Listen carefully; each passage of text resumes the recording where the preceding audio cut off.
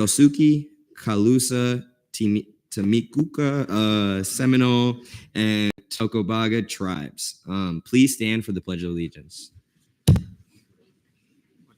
Yeah.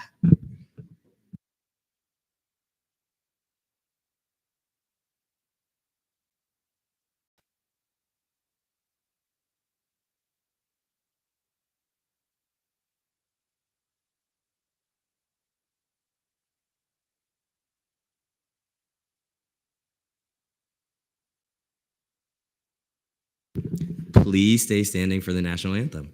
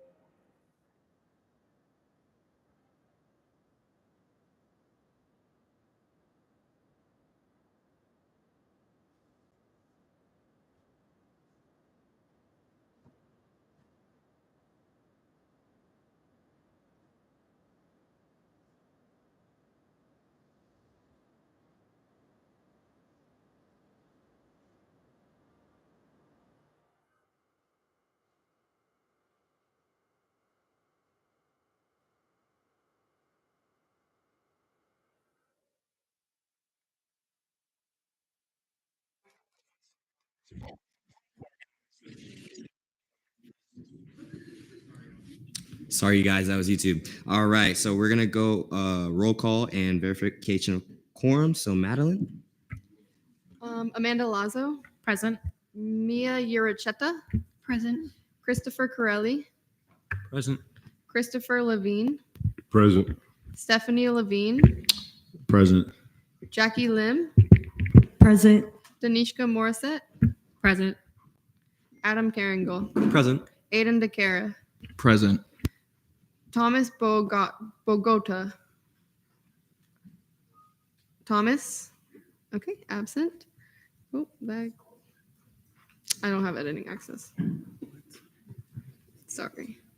It probably has to be my SGA one. Anyways, Elise Butler, Present. Kieran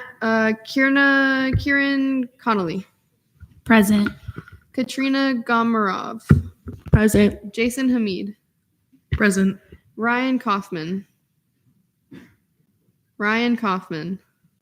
absent.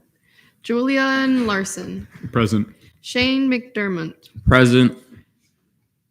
Colton Memory, Present. Jordan Metellus, Present. Samuel Rose, absent. Nadav Shanun, Present. Juan Carlos, Present. Christian Barrios, absent. Dylan Hall, Present. Jamison Jackson, present. Jasmine Atelhaj, absent. I'm so sorry, Conan, Here. Present. Kylie Samillo, Present. Miriam Nagub, Present. Katrina Wangjan, absent. Isha Patel. Present. Okay, thank you. Ella Weidenberg, Present. Corson Green, Present. Joshua Hendry, Present. Tyler Borges, absent. Ariana Lopez, Present. Halim Akudad, Present. Ania Gabriel, Anya Gabrielle Benesh. Present. Banesh, thank you. Jocelyn Condiloro, Present. Andrew Calaz, It's Colazo. Present. Colazo, oh yeah, so true. Kirsten Courts, sorry. Rihanna Duke, absent. Aaron Fuchs, Aaron Fuchs, absent. Let me get this. I can't see the full name. Camila Jimenez, Present. Zara Hashimi, Present. Sophia Logalbo, Present. Allison Pullman, Present. Cameron Renda, Present. Laurel Richmond, Present. Michael Shen, Present. Juan Barella, Present. Andrew Vasquez. Present.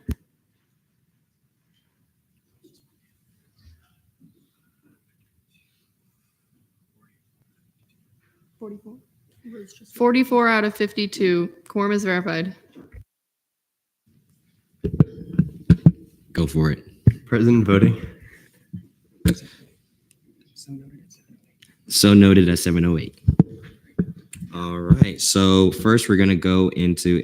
Is there a motion to approve the agenda? Awesome. Are there any objections? Seeing none, it is approved. So we will go into open forum. So is there anybody that wants to speak? All right. We're gonna have President-elect Bryce Lister.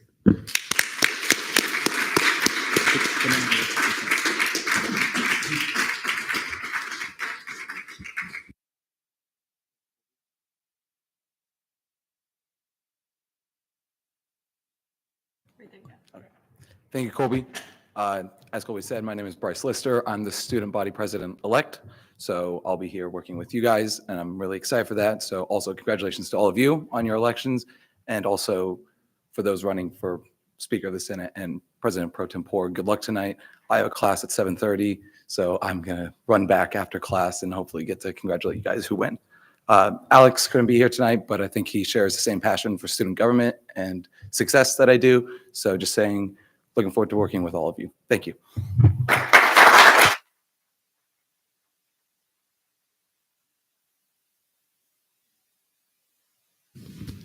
All right. Next is Akila.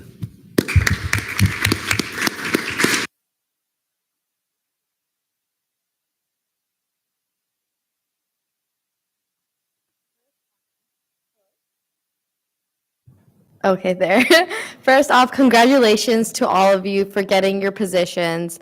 It's an amazing environment to be a part of, and I can't be more proud of you guys. I'm the previous pro tempore, if you don't know who I am. So I just kind of wanted to congratulate you guys. Also, just establish what this new session can be. It's whatever you make of it. So, today is the day where you want to celebrate, but also establish what you want your atmosphere and environment of Senate to be. You're going to be picking people of leadership in the next few weeks. And you want these people to be individuals that you want to lead with and not under. So, that's something really important to keep in mind and something that I wanted to emphasize. This is a big moment in your guys' Senate session. So celebrate it, but also take it seriously as well. And I hope you guys have the most amazing session yet. And we'll have Ethan Temple. Yeah, you guys. Hello. Good evening, Senate.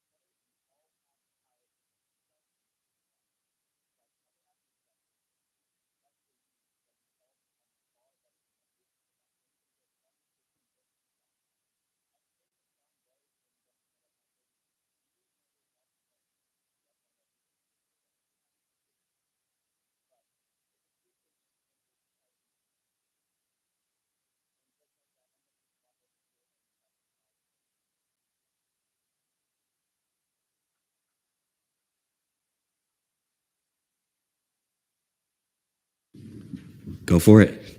Amanda Hurst.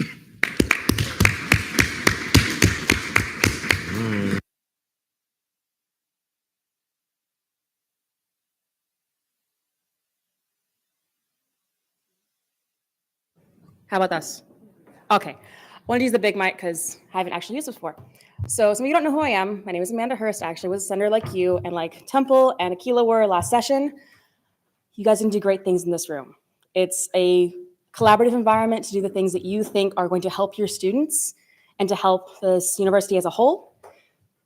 The best thing you can do in this position is not use it as a way to, what's the word I'm looking for? Attack others.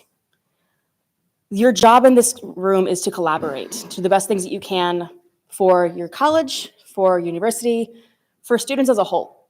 You're speaking on behalf of others. You're not speaking just for yourself. So keep that in mind when you are saying things on the floor, during Senate forum, during open forum, if you bring someone else to talk for you, when you're having meetings in committee or in caucuses, talking to other members of exec or judicial or the EC. Just keep in mind that you are not the only ones you're working for. You are all going to do amazing things. Those of you that are from the last session, we did amazing things last session to improve things on campus and improve things on the university level and college level. Those of you part of SLC, you did amazing things. Jordan, JC, Halima, hi. I love you. You're amazing. Those of you that are new, you're going to do great things here. And I hope that you realize the gravity of what you are stepping into. This is not just something for your resume to build up, even though it is something that is kind of cool to have on your resume. It is not just for you to sit for 2 hours or 3 hours and kind of just do whatever you want to do on your computer. Some people used to watch movies. Please don't do that. Actually collaborate, actually participate. Having your voice heard is important. Having what you think is right said. And if you think something is wrong, speak up. If you want to amend legislation because you think there's something you can actually say that's better, say it.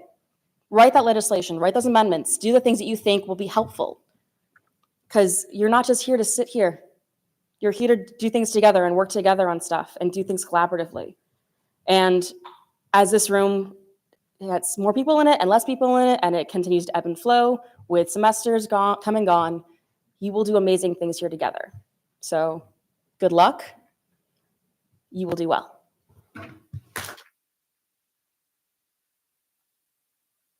All right. Is there anybody else for open forum? Awesome. So before we go into nominations, I just want to set some ground rules for nominations. So before we start, for decorum rules, please make sure you're respectful during elections. Please do not talk about people's character. Please do not attack people. Like people said in open forum. So please do not attack people. Please respect people and only talk about their background. I mean, their platform. There you go. So please make sure all questions are directed towards me. And with that, we will go into nominations. So is there a motion to approve? Is there a motion to open nominations for Senate President? Awesome. Are there any objections? All right. Are there any nominations for Senate President? Laurel. Allison Pullman.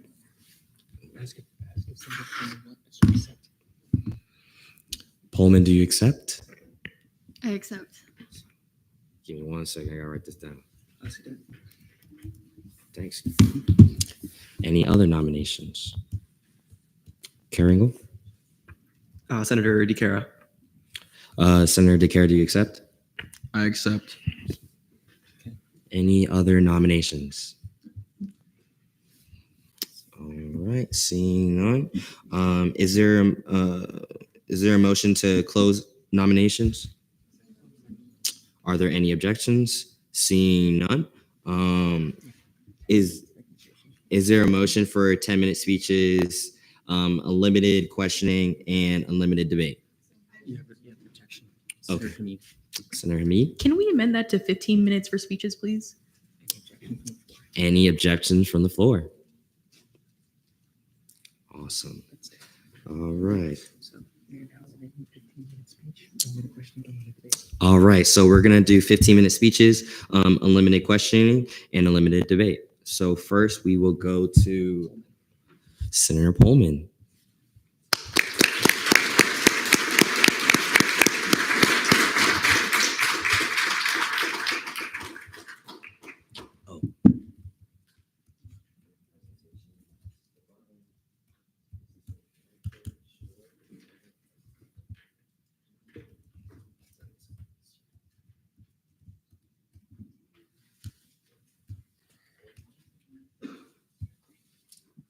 Whenever you're ready, you can start.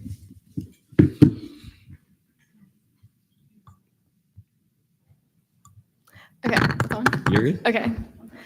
All right. Good evening, everyone. It's so good to see everybody here. I'd like to congratulate you on putting yourself out there and getting your seat. I'm so excited to work with all of you. My name is Allison Pullman, and I'm running to become your 56th Session Senate President. So a few things about me. I'm a third-year political science major. I have 2 minors, one in economics and one in crime law and deviance, and I will be graduating next spring. So towards the beginning of my UCF journey, I tried out different RSOs, trying to find my place on campus. These RSO involvements provided me basic and firsthand knowledge on what it takes to run and operate a working group on this campus. They also gave me a unique perspective on how I can contribute to the betterment of UCF. So I first joined UCF in the fall of 2022 through a mentorship program called Student Government Leadership Council, which you'll probably hear me refer to as SGLC. So SGLC, like I said, is just a mentorship program for leadership development. It provides underclassmen the ability to shadow the branches and put your feet in the water before you decide where you want to go. After the fall, the coordinators for the program sort the SLCers into each branch, which will either be judicial, executive, legislative. Funny enough, I was a part of the Executive Leadership Council. I enjoyed every second and learned so much, but I found that my skill sets and interests lie within the legislative branch, which is what led me to run for a seat in the 55th session. In the 55th session, I served as the internal legislative assistant, also known as the ILA, which is in the office of the Senate President. I also served as the Women's Caucus Vice Chair and the SBA rep for the LJR committee. As the Women's Caucus Vice Chair, I assisted the chair in planning a women's business showcase, and I assisted with carrying out the event as well. The Vice Chair is also responsible for maintaining and organizing an agenda. For the ILA, my major goal and initiative within that position was to encourage and uplift the legislative branch to the newcomers, which are the SGLCers, and I'm very humbled and proud to have worked with a group of determined students who helped me do just that. In past years, it had been difficult to retain members and get people from SGLC to apply to the Senate. For reference, in the past session, around 16 or 17 members of the Senate Leadership Council, only 2 joined Senate. This past year, out of 15, only 3 didn't join, which shows a piqued interest in the legislative branch. This entailed working with leadership from other branches to facilitate weekly meetings. I also coordinated the Nighthon Committee, which had great fundraising success this year. I also assisted the Senate President in anything she delegated to me. Okay. So all of this begs the question, why am I running for Senate President? After having served in the Senate President's office this past session, I see firsthand the work and drive and initiatives that it takes to be in this role. Something that has been instilled in me since I first joined student government is servant leadership and how I can use my resources to serve the community. I think there's also a prime environment for leadership, and this is it. We can learn from each other and grow from each other and take our initiatives from each other and work together on those. And I want to support you guys through that. I'm so sorry. What am I doing wrong? Wait. Guys, it's not me, it's the remote. Wait, oh, thank you.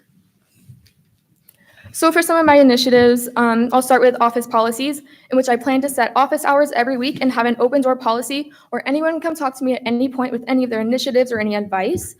For this summer, I know a lot of us have internships and jobs. Some of us want to go home and see our pets and want to chill with our parents. And so for this summer, I'm going to do hybrid meetings if elected. I also plan to do an anonymous Dropbox to highlight accountability. If anyone needs to know anything, but wants to be anonymous, that's there for them. For basic maintenance, I plan to have monthly Senate executive meetings for collaboration, and that is just an open line of communication to facilitate between us. Bi-semester check-ins with committee leadership at minimum, and this will differ from fiscal committees to internal committees. Fiscal committees might need a little more guidance and helps with calculation, making sure everything's on track. Internal committees are a little different, whereas they might need help with legislation and those initiatives, and that would lie more along the pro temp's office, and that would be an overstepment at that point. Monthly check-ins with the caucuses. So I passed legislation last session that removed the caucuses out from under Senate and more into a SG-wide entity. So I would want to help that transition. I also say monthly check-ins with the pro temp's office. That is Senate exec is what I call it. So also there's a lot of collaboration there from just the Senate president and the pro temp. So we can see how we can work together in those initiatives for oversight and things like that. Team building retreats. So we do have semesterly retreats in our statutes. So for that, we go over initiatives and things like that. I also do want to add more team building activities outside of this office, outside of the chamber, outside of everything, where you can just get to know each other, kickball, pickleball, whatever you want to play, we'll do it to bond outside of work.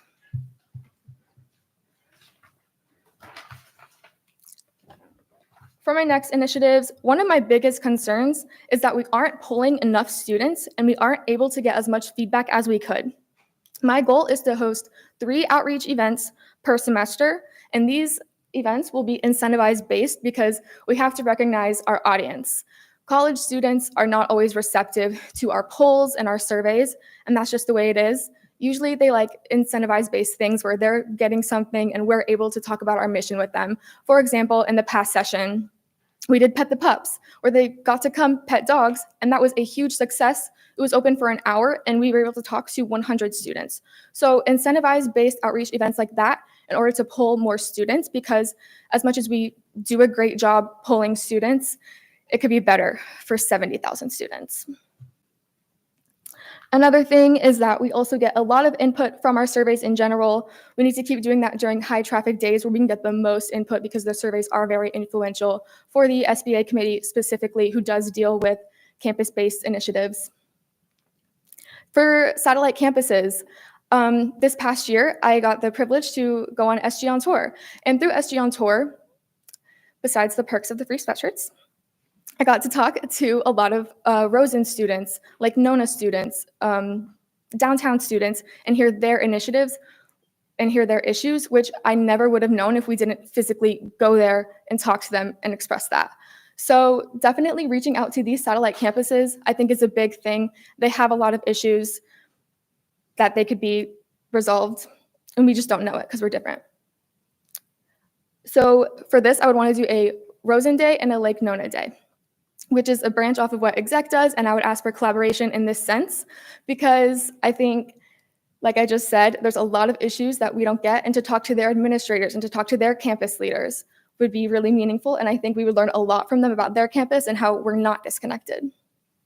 And I think this proposes opportunities for cross-branch collaboration.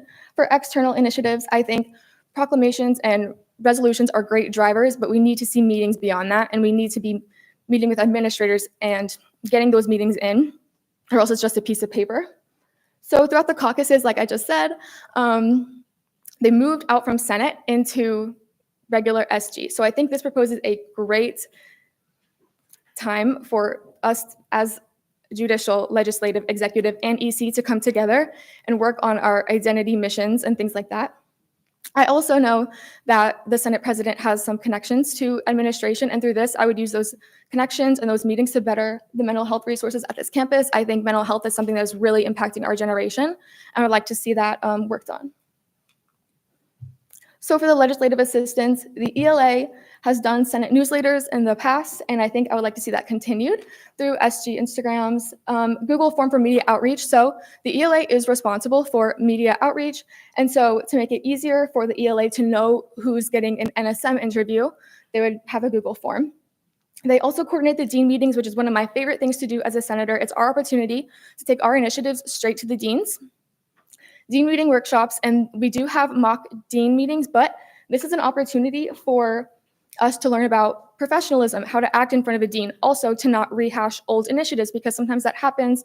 We can look through our old minutes and know what needs to be looked at and see, but we're not repeating the same things over to the deans. Also, this past year, some of the deans have expressed that they want summer dean meetings. Although we, under my leadership, we would be hybrid. These would be virtual and optional, but I think that would be a good kickstart to the session. For the ILA, I'm very familiar with this role. So the ILA is a coordinator for Student Government Leadership Council and a coordinator for Senate Leadership Council. And then I would also like to see some 5 minutes remaining. organizational things for this one. For these two positions, I wouldn't want to stretch their abilities too thin because they're only on the payroll, only allocated a certain amount of hours, and their main initiatives do take a lot of the time. So for pro tempore office collaborations and oversights, I would like to see increased fiscal awareness, increased fiscal literacy. I would like to see a refined initiative tracking for the committees. We do have a Excel sheet that oversees everything, but that's not very accessible. It's not very readable. So I would like to see an update in that.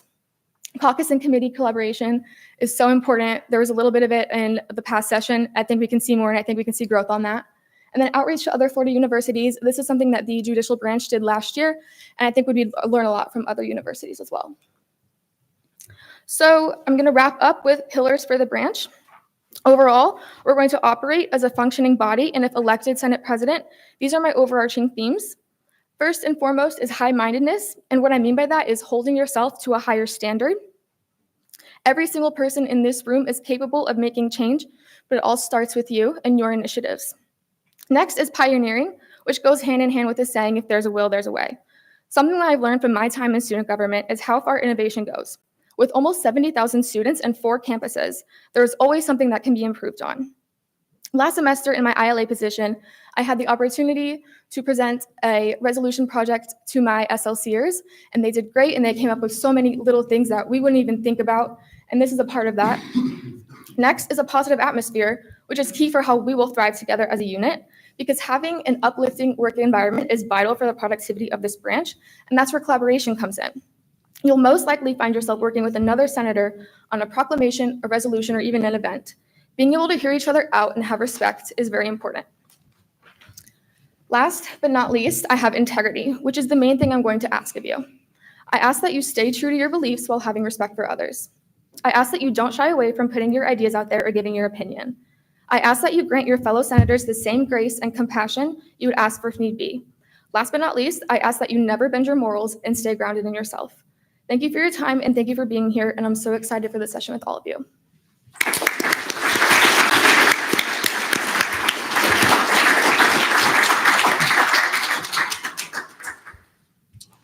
All right, so second up is Aiden Deare.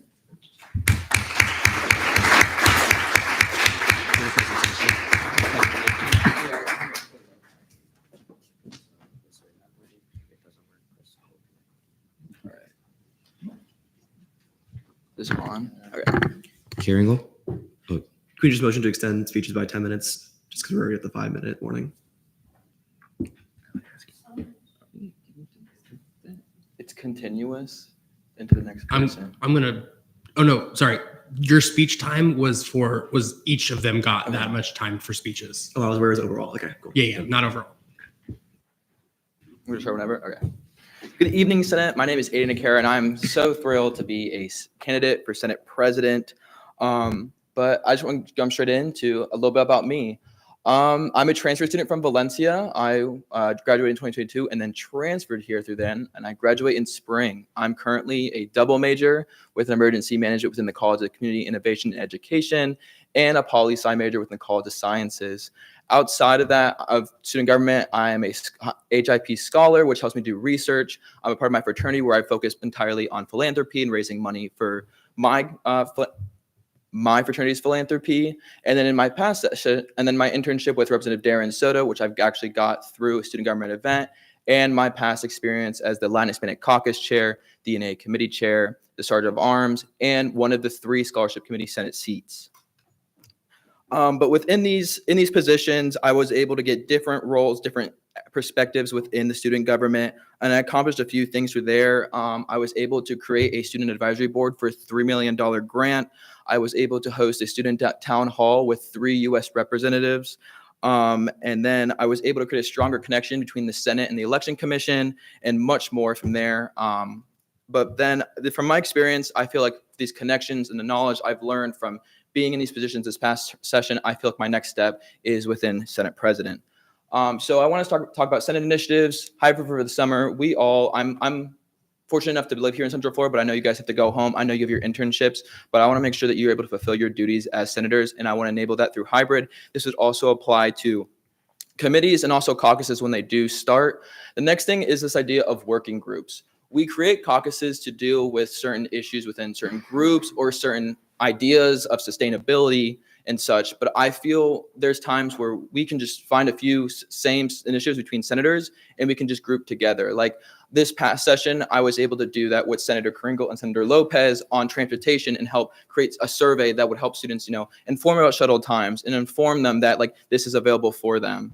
Additionally, I was able to do it with downtown for the downtown senators, which is predominantly CCIE. Speaker Holmes sat on it. The past Attorney General was able to too.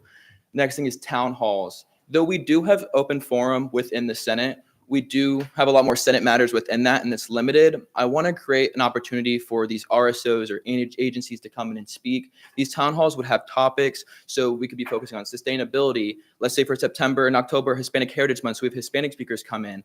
It could range from anything, and this could be incentivized, as catering, but also these speakers coming in allows them to gain knowledge and figure out what they want to do academically.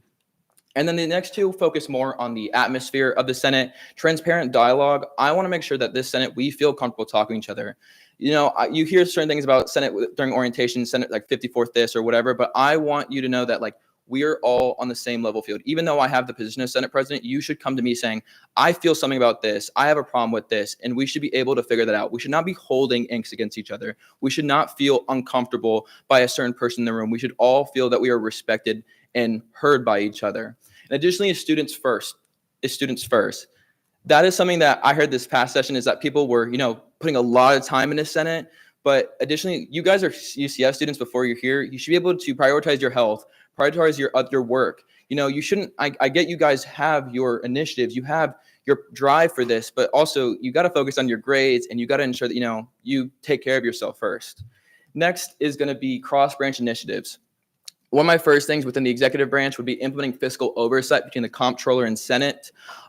It's basically something regarding OPS and how, the paid positions, it's more transparency for the students to see how we are paid and also understand like how our money works. It's more of like a transparency with financials.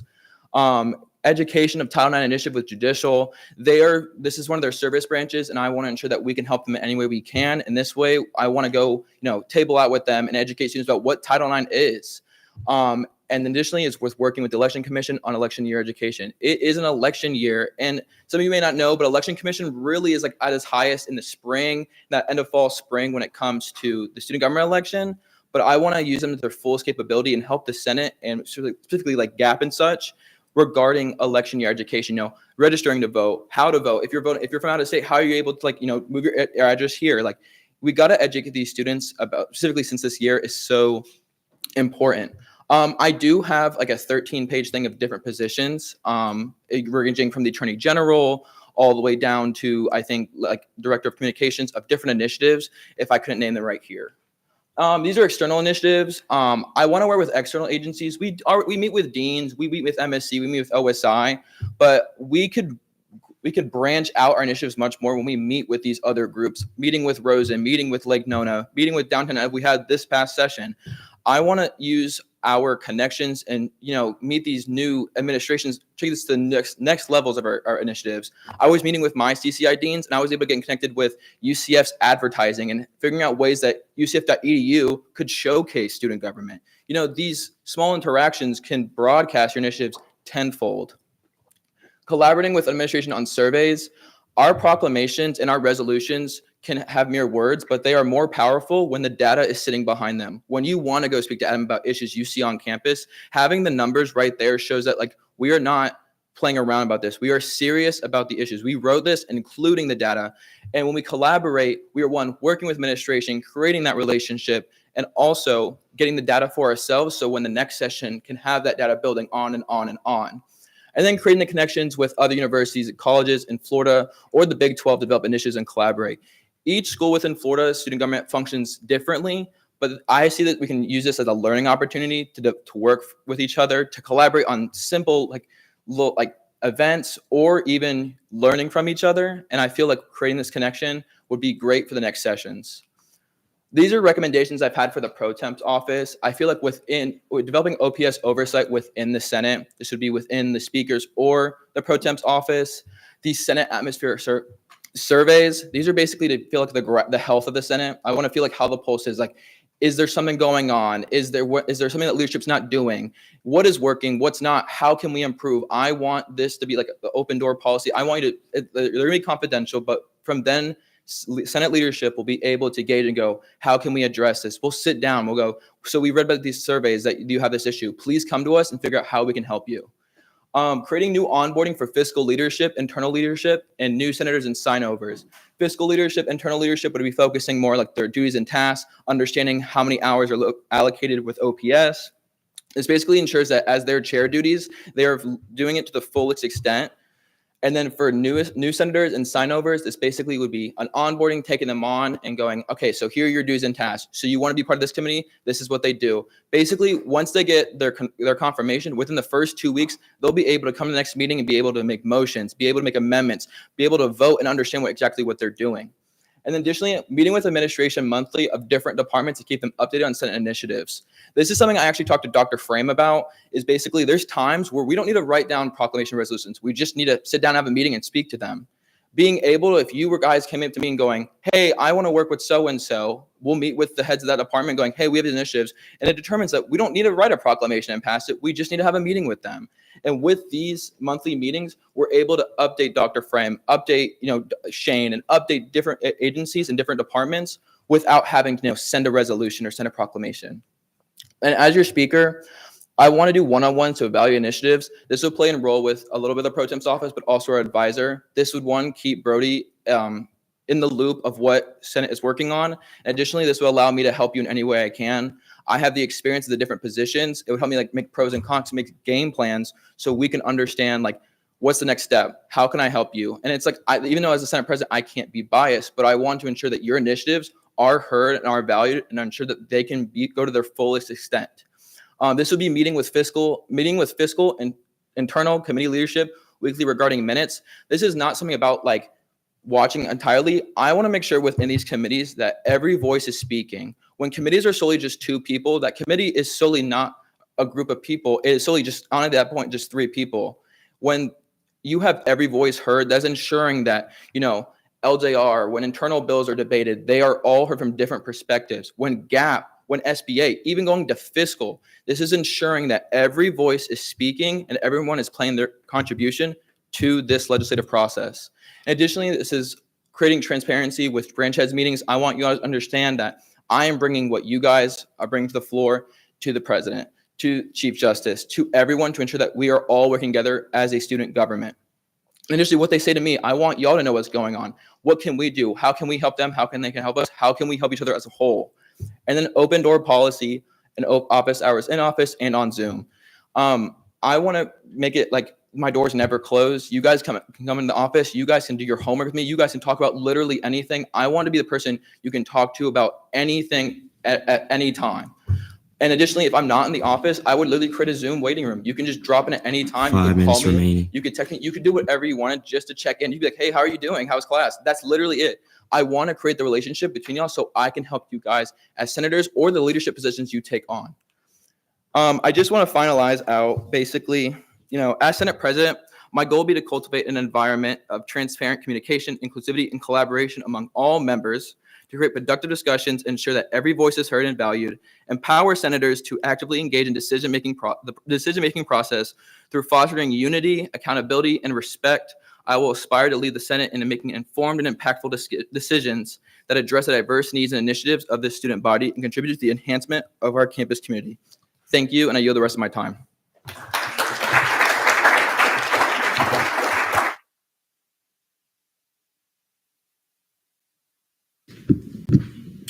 Awesome. So we will now be going into questioning. So all questions must be for every candidate. We're going to be going back and forth. So first, just for senators, please try to, for the first question that you guys have, try to say your first name so we try to get to know each other. So for example, First and last name. Senator Colby Smith, so everyone is more familiar with your name, and then ask your question. So first, we're gonna call on senators. So we go. Really quick, just for ease, if we want to have both of the candidates come up and sit in one of the seats at the table. Sorry, Colby, I didn't talk to you about that earlier. Yeah. Doesn't matter. Just one. If you want to go right there and go right here, or go right there.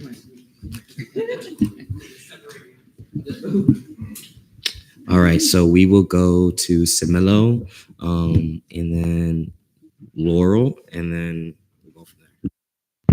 All right. So yeah, I'm Senator Kylie Simillo, first and last. My question to both of you is, what strategies do you have in place to ensure consistency and engagement and presence in all your required activities that you have to be in as Senate President? So I think it's vital that the Senate President keeps in touch with the pro temp's office, because in that sense, we're talking about initiatives based on the committees, which is overseen by the pro temp. And then I wouldn't, as Senate President, would not want to overstep in that sense. So it's keeping communication with exec and setting ground rules first and foremost, and also setting those ground rules in Senate Exec Committee. And when we have those meetings with leadership and saying, this is what you need to do, giving them the resources, giving them the materials, and they have the abilities to do it. And then also having those periodical check-ins and making sure they know what they're doing and making sure they have those resources, and just keeping that open line of communication. I think it all comes down to, as my job is, I want open communication, as I said before. I want you to blow up my phone over the simplest things. Like, I want to make sure, one, it helps me build the connection, and two, it keeps me in the loop. Additionally, with committees and caucuses, I would be reading those minutes. I would be seeing those interactions. I would do it anyway. I would encourage leadership to, reach out to me when you start working on stuff, and then I'm going to reach out to them. I'm going to play an active role, even in ensuring that these initiatives are added and are being followed, and these committees and their initiatives are being followed. I can't vote on anything, but I'm going to ensure with my weekly check-ins with also the pro temp's office, and also using the ELA and the ILA, ensuring that, everything is constantly being updated, either it comes with the website, initiative tracker, even fiscal tracker. In that sense, I want to ensure that, it's not like my hands in it, but I'm constantly watching just to make sure that everything is being monitored and being updated. Richmond. My name is Laurel Richmond, and then I was just wondering how you handle criticism. I'm all ears. Growing up, I learned from myself I learned growing up with my different background and everything that, I needed to adjust a few things, and that allowed me to be open to criticism. I mean, you can literally sit me down, you can send me a text. I do prefer on one-on-one, so it allows me to speak to you as a person, how can I improve? What are some ways that I can avoid this in the future? How can we, rebuild this relationship if it's had hindered in any way? I want to make sure that I will always take it, and I will always ask you, the person who is saying the criticism in some way, of how can I improve? What is the next step that I should do? Yeah, so I think it all boils down to just respecting everyone on a human level. It's inevitable that we're going to disagree and we're not always going to see eye to eye. But as long as we can understand that everyone has different backgrounds and everyone comes from a different home, that we know that they have your respect and that they're coming from a place of good faith, and just to always assume that. We will go. I just went this way. Let's do Jordan, Lopez, and then we'll go from there. Hi, everyone. My name is Jordan Metellus, and my question is, how would you handle adversity and/or tension in Senate and promote a positive work environment? Yeah, so I think everything starts at the top and the leader sets the tone and everything else trickles down. So it's being positive all the time, no matter how hard it is. That's just the job. Handling adversity, just being open to all sides and trying to dispute it in that way. Again, it's having respect for everyone and making everyone feel seen and heard. You're valid in your opinion no matter what. And I think that's what it is at the end of the day. And we're all here for a mission to serve the student body. And if we're going to disagree, that's okay. But it just needs to be respectful. One thing I did do in the 55th was Sergeant of Arms, and Speaker Holmes at the time was figuring out a way of how to use that position. And there were times we did have tension in the 55th, and there were times that we had to sit down. And there were times where I, a little bit like, oh, how do I address this? But sitting on those conversations, those one-on-ones, you build and you figure out where's the root of the problem and how can we solve it and how can we grow from it. A lot of these times, these issues we may have, maybe something small that could be just, you may not understand the other perspective, and having those one-on-ones with each other, sitting in that room and going, okay, so where's the start of it? How can we grow from there? And how can we, move on from this? Because I feel like we all have different perspectives. We all have different expectations within the student government. Of course, there's going to be times where we disagree in things. One is be respectable, but also these are times for learning experience to understand the different perspectives, the reason why there may be that tension there. But once we figure out how to deal with that tension, we're now understanding each other, which allows us to vote and debate efficiently. Ms. Lopez. Hi, everyone. I'm Ariana Lopez, and my question for y'all is, how have you improved personally during your time in student government? I remember I came my first meeting and I was so afraid to speak. I was so afraid to just say present and on the mic, but I was able to go into different positions with the support of the 55th leadership. With Latin Hispanic, I was able to understand my culture as Puerto Rican, through the different people I met, through students, through administration and such. With ENA, it was allowed me to understand, and integrity and all the different aspects within that. I feel like I've grown as a person, both professionally and with the different opportunities I've been given, especially getting the internship with a congressman, slowly meeting him at these events. I feel like it's developed my professionalism, it's developed my speaking capabilities, it develops my open-mindedness, allowed to understand the different perspectives, one as students, and also understanding administration when they voice their maybe discontent with the problems we bring to them and figuring out how can we speak to them. Overall, I very much have developed as a person. You can ask the 55th senators of when I started and where I am now. Yeah, so for me, student government was when I began almost 2 years ago, because I started as an SGLCer, as an intern is what I call it. So I think what I've learned, there's a few things, but I think number one is to always stay true to you and to never, ever bend your morals and to always just, you stay humble in yourself. Number two is communication and collaboration skills, because I think this body especially is made up of people of all different backgrounds, all different trades. And I think learning how to use that, learning how to champion that is the biggest thing that I've learned from this body. All right, so we will go to Morset and Colazo. Hello, everyone. My name is Danishka Morset. My question is, have either of you created a plan on how you communicate with all branches on caucuses since it no longer sits under Senate? Yeah, so since I was the one who passed the legislation for the caucuses in general, I do plan on helping that transition.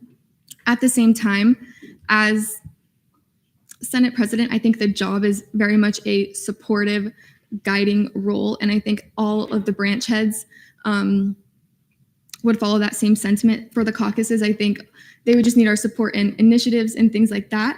But other than that, I think the caucuses wouldn't need too much of an overreach and an overstepping. That's not how it was in the first place anyways. So I think those monthly check-ins with the caucuses, as well as branch meetings that the branch heads will have, and just making sure that they have everything they need, and also keeping an open line of communication with the president and the chief justice, and just making sure there's equal treatment there. I was actually one of the people that put an amendment in that they would have to, with like monthly or semesterly, they would have to meet with the branch leadership, where that was including either the Senate president, the chief justice, even the supervisor of elections. Through those meetings, I would ensure that, Senate is contributing to it in any way it can. We're the legislative branch. We are one writing the legislation. Exec's not going to be one writing the proclamation, such that will be us.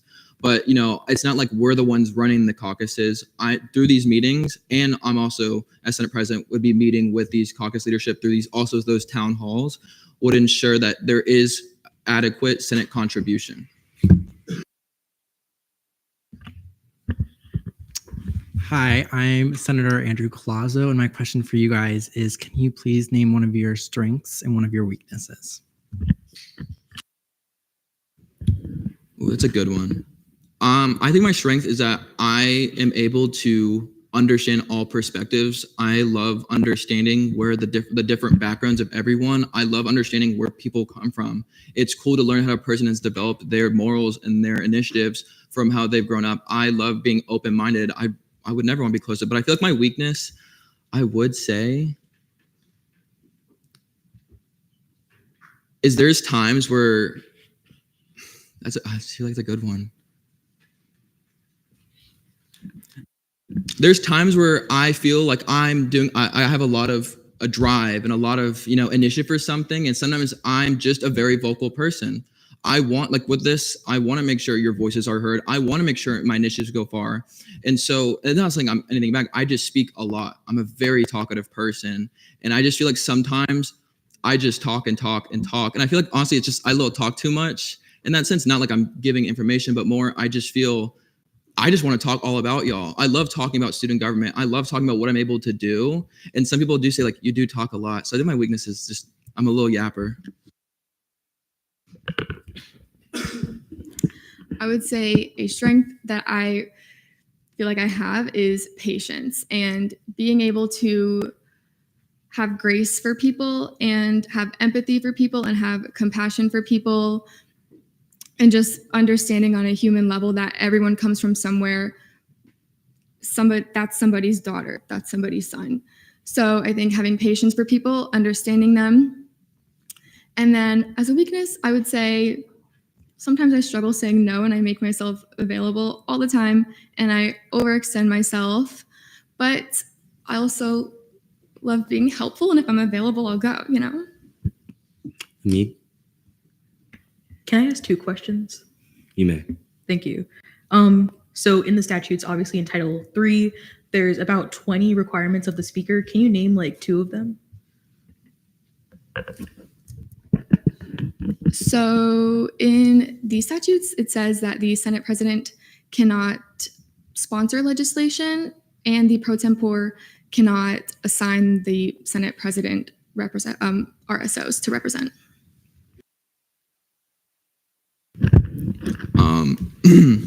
I will again say, like, the Senate president cannot, vote on any or be biased in any legislation. And additionally, the other one I would say is that the speaker will delegate its tasks of this office to the ILA and the ELA. Sorry. So a big thing about the speaker is that they are impartial throughout the entire session. Can you explain a time you're impartial, whether it was in Senate or out of Senate, and how that would help you as your time as a speaker? There's been times where I've spoken to Speaker Holmes and AG Moore about the possible consequences of censuring a certain person who I held as a close senator. As everyone knows, censure is basically a warning that gets put on the floor between the Senate. I held the senator very close, but I had to play impartial, understand that my role as Sergeant of Arms was to fulfill its duties. And even though I did hold them dearly, I still had to hold them accountable.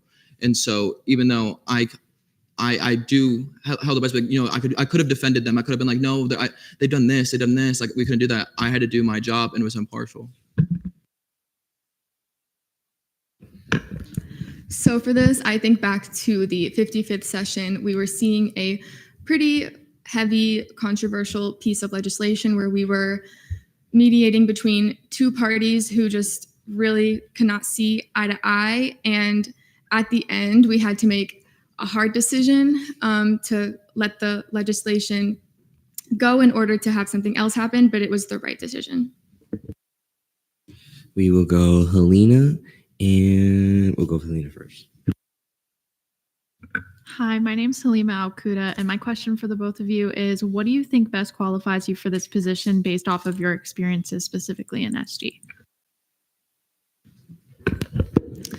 Yeah, so I think I served in the Senate President's office as the ILA. I worked under her, asked questions all the time. I feel like I have a good understanding of the budget and just also her vibe and how she just, her leadership style and how she pursued that and how she succeeded within that. Also, as the SLC coordinator, SGLC coordinator, I really adapted a lot of managerial skills on how to manage a group of people and how to keep them all engaged and them all involved. And I think it worked. So I would say it's the different positions I held. I held a committee chair position, so I understand the internal perspective when it comes to writing legislation. I was a ENA chair. I was a member of LJR, so the two internals that were receiving internal bills, I was able to speak at one and also chair one. I was a caucus chair. I was able to understand that caucus chair perspective of getting your members together, holding these events, meeting with other agencies. I did the scholarship committee. That's working with student at larges for different agencies and also exec being able to, break down different scholarships and see money that we're allocated and ensure that this money is given out with a efficient and accurate amount. And also that the qualifications are not, not too hard, but not too easy.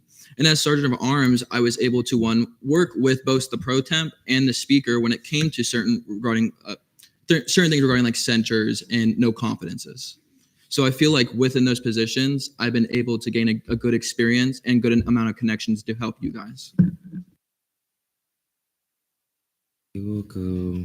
I do not know your name, so. My name is Katrina Gumra, and my question is, with this upcoming session, what other prior commitments do you have to extracurriculars, and how is that going to affect your time management to be an effective Senate President?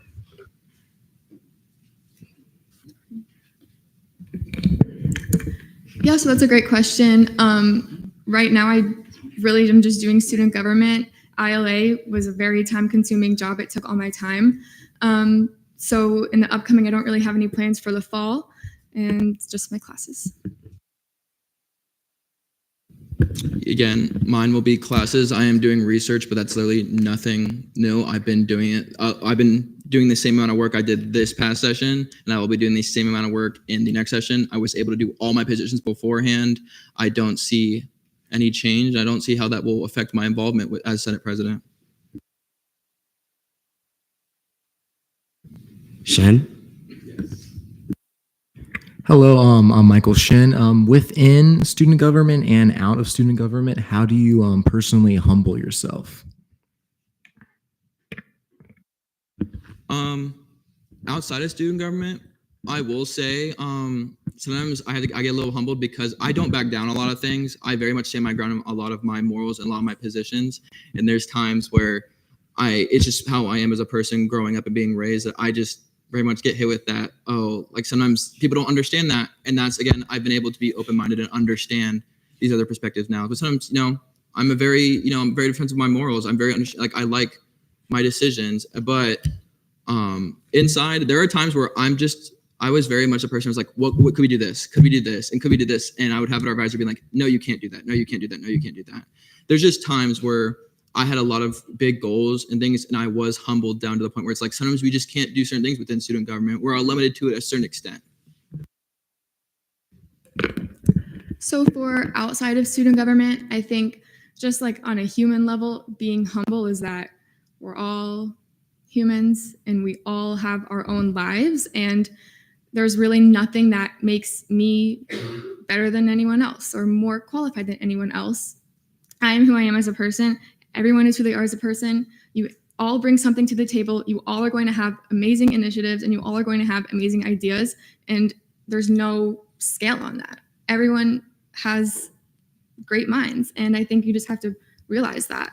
For inside student government, I think that translates the same way. I think it's just respecting each other on a human level. I know that's like a common theme. It's just having respect, having compassion, having empathy. You might not agree, but just to stay grounded, I think it's just keeping a clear mind, being open-minded, and hearing other people's point of view.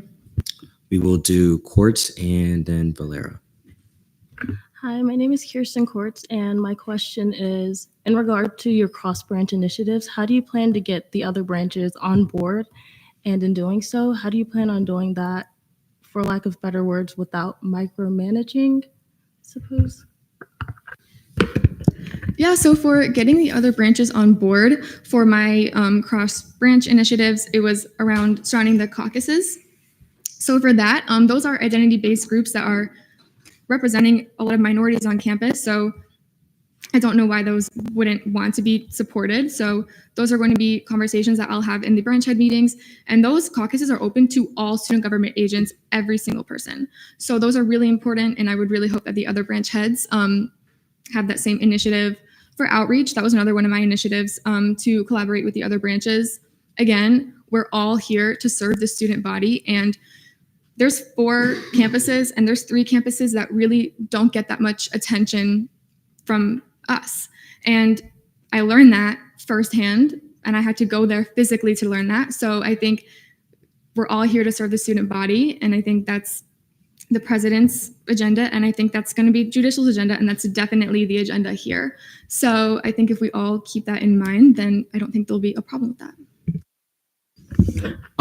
When I was working on my cross-branch initiatives, I also was speaking to past positions who are then, graduating, and then there's the new ones coming in.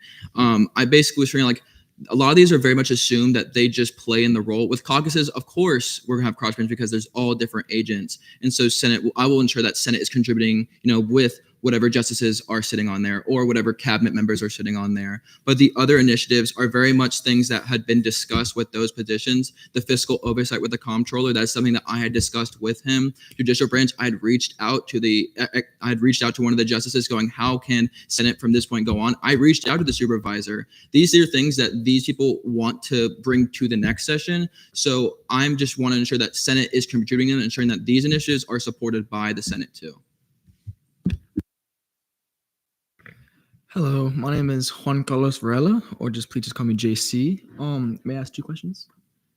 You may. Okay, my first question is, it was spoken about a little bit in your presentations, but I think it's a very important question that I want further elaboration on, is why do you both want to be Senate President? I remember when I was thinking about the idea a couple of months ago, I was, I had all the positions. I was able to go to these meetings. And I was like, there were so many things I was able to hear from all this admin. And I had sat with a speaker and I was like, I don't really what could I do with this? I feel like I'm kind of like, what's the next best step? And I thought about more is that the connections, the knowledge of the different positions and the relationships I've made, I felt would be the next best position was to help y'all. And the best way I felt I could help y'all was as your Senate President. I want to bring the connections, the different ideas that I want to ensure that your ideas are empowered based on the knowledge I have and the connections I have. I want to put you guys on the track to soar in this session. I want you guys to leave your legacy for the next sessions and the next sessions. Yeah, so my agenda and my prerogative as if elected as Senate President is to just guide and uplift you guys and empower you in any way that I can. You guys are all here. You got your seat. You've made it in some way and you've made it this far. As Senate President, it's their job to uplift you and guide you in that way and take your initiatives and see how they can help with that and see how they can go to the committees and help with that and see how the pro temp can help with that. And I just think that this position is such a supportive role for everyone. And I would not ever want to make any of your initiatives my own. I would want to support you, uplift you any way that I could. Okay. Now Second question. Yeah, my second question is, what do you think, both of you think the best qualities are in a Senate President? And just what qualities do you want to embody, traits? So first and foremost, I think the Senate President is unbiased and impartial. And I think that is the best way that the Senate president serves the student body, is just being that liaison. Also, being open-minded, I think, is a great trait to have as the Senate president. You're going to be hearing a bunch of different ideas from different backgrounds, and being able to kind of balance that out and see where they can go with that, I think is great. And then also just being a balanced person, I think, and just being a well-rounded person, having knowledge, having ideas, while also being humble, I think is great qualities. Just to clarify, you said one or multiple? Okay. I definitely want to say, like, a speaker that's engaged with his senators, not on the initiatives, but ensuring that these senators are actively playing their role. You know, the Senate president is leading them. They're the voice for them when it comes to certain admin meetings. I just want to make sure, like, as if I was voted as your Senate president, I would want to be, you know, check in with you guys. I want to make sure that you guys, you know, feel welcomed here. You guys feel like this is you feel like you can proudly represent the senator as your college. Again, open-mindedness, as I said before, like, there's times where we're going to talk and I want to be there to hear both sides. I want to understand the different perspectives on issues and the different perspectives on initiatives.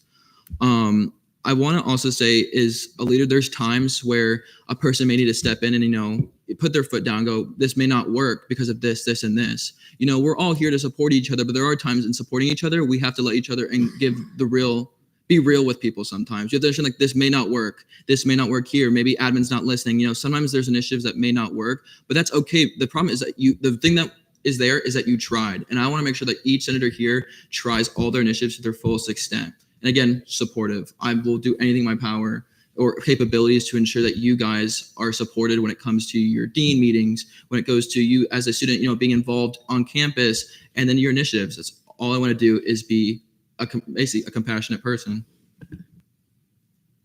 Larson. My name is Julian Larson, and my question for you is, how has your experience specifically outside of student government helped you understand students better?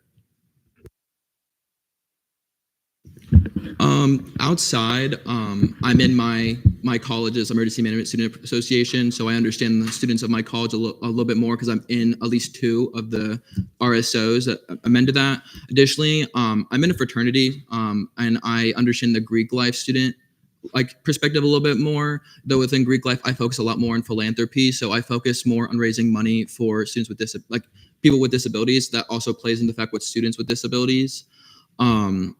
And additionally, I actively go to the general body meetings. When I was a Latin Hispanic caucus, I'm in the Puerto Rican Student Association. When I'm able to go to these meetings and meet these students of, the caucus I was working with or the initiative I wanted to work on, I was able to see these students and see them interact in, their classroom building one, their little meetings every Monday, seeing all these students interact from different backgrounds all coming together. I feel like that's, allowed me to be proud to be a UCF student.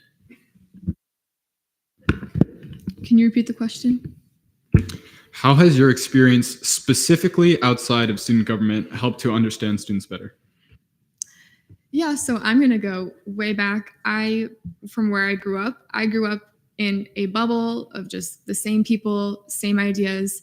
So I feel like coming to UCF, I'm just hyper aware of a lot of different things that I was not exposed to just because of where I grew up. And so I think I'm just very hyper aware, and I'm always paying attention to concerns here and there. And that's where I get my draw from. We will do Hall and Green. If I can, my fellow grad senator had his hand higher, or a bit higher, longer. So if he can ask his question. You may.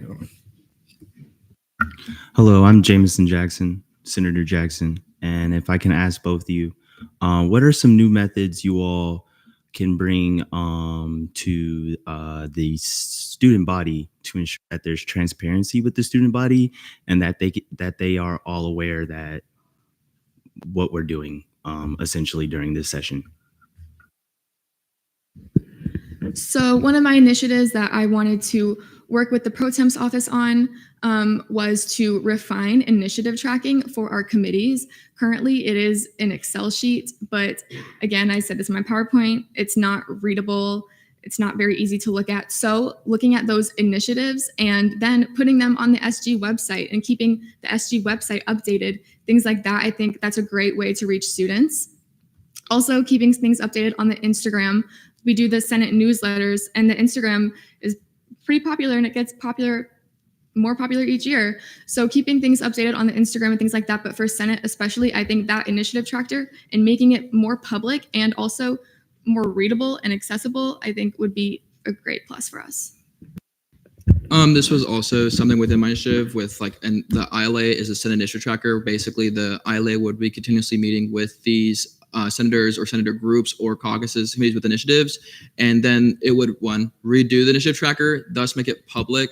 That is something that I've had an idea for a while in this session. Additionally, I want to make our fiscal tracker public. I want students to understand that we are allocated a large amount of money, and I want them to know that we are giving it, and I want them to see that the money that we're giving to these students is impactful academically, even to the the simple banquets on campus. This money allows students to academically succeed and also be engaged with their community on campus.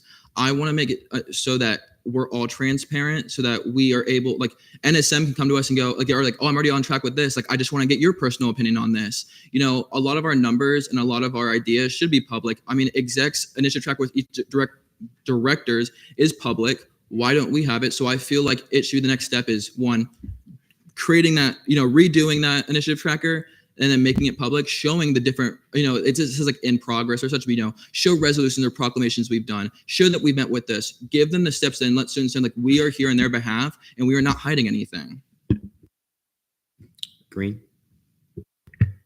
Hello, I am Corson Green. So my question to y'all is, how would you use your office as Speaker of the Senate to mediate conflicts between the student body and the individual colleges? Can you repeat that? Yeah, sure thing. So how would y'all use your office as Speaker of the Senate to help mediate conflicts between the student body and conflicts of interest between the student body and the individual academic colleges? What we do already is concern form within the colleges. We bring that together, and also the senators themselves bring in things that are kind of oh, I've already had this in this concern here and there. When we go to these colleges, I know with mine, I've been lucky enough that my deans have been very open to hearing things, but I know that there are some colleges where the deans are very, resistant to some form of change. I will be attending all the dean meetings. I want to understand how each college is the health of it with the senators, and ensure that these senators are actively being respectable to the administration, and also administration being respectful to them. I want to be there to, set the boundaries, understand that, we're not here attacking their policies and such. We're here how we can make the college better for the students. So then, being in there with the ELA, and additionally having the DSER there possibly too within the pro temp's office, understand what the Senate relations go. Because I know there are times where, senators felt down because the way that a dean had spoken to them. And we don't want that. We want to, be respectable to administration, but we also want administration to be respectable to us. Can you repeat the question for me too, please? Yeah, sure thing. So how would you use your office as Speaker of the Senate to help mediate conflicts of interest between the student body and the individual academic colleges? Yeah, so I think first and foremost, we've just this session rebuilt the relationship with the dean. So making sure that our requests are reasonable and that we're not attacking any dean or bringing anything that would make us look unprofessional to the deans is first and foremost a priority. I know some deans have had issues with bringing initiatives, rehashing them, the same ones over and over again. And I think we have to be strategic and professional in the way that we approach deans. The more respect they have for us, the more receptive they'll be to the ideas.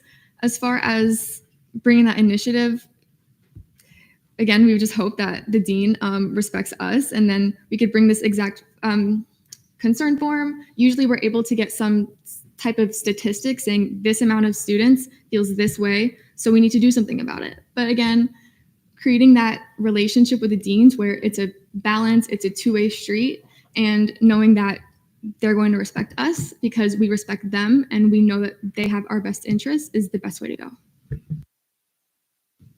We'll do Almanar and we'll go and then Hall. Just one question. For both of you, how will you resolve conflict if there is any conflict with the pro temp's office? So like Senate president is having conflict with the pro temp's office. Yes. Okay, so, we would hope that would never come up. But first and foremost, everything, again, respect is my theme. Having respect, they were elected by the Senate body into their position. So they have some type of qualification. So having respect in that way.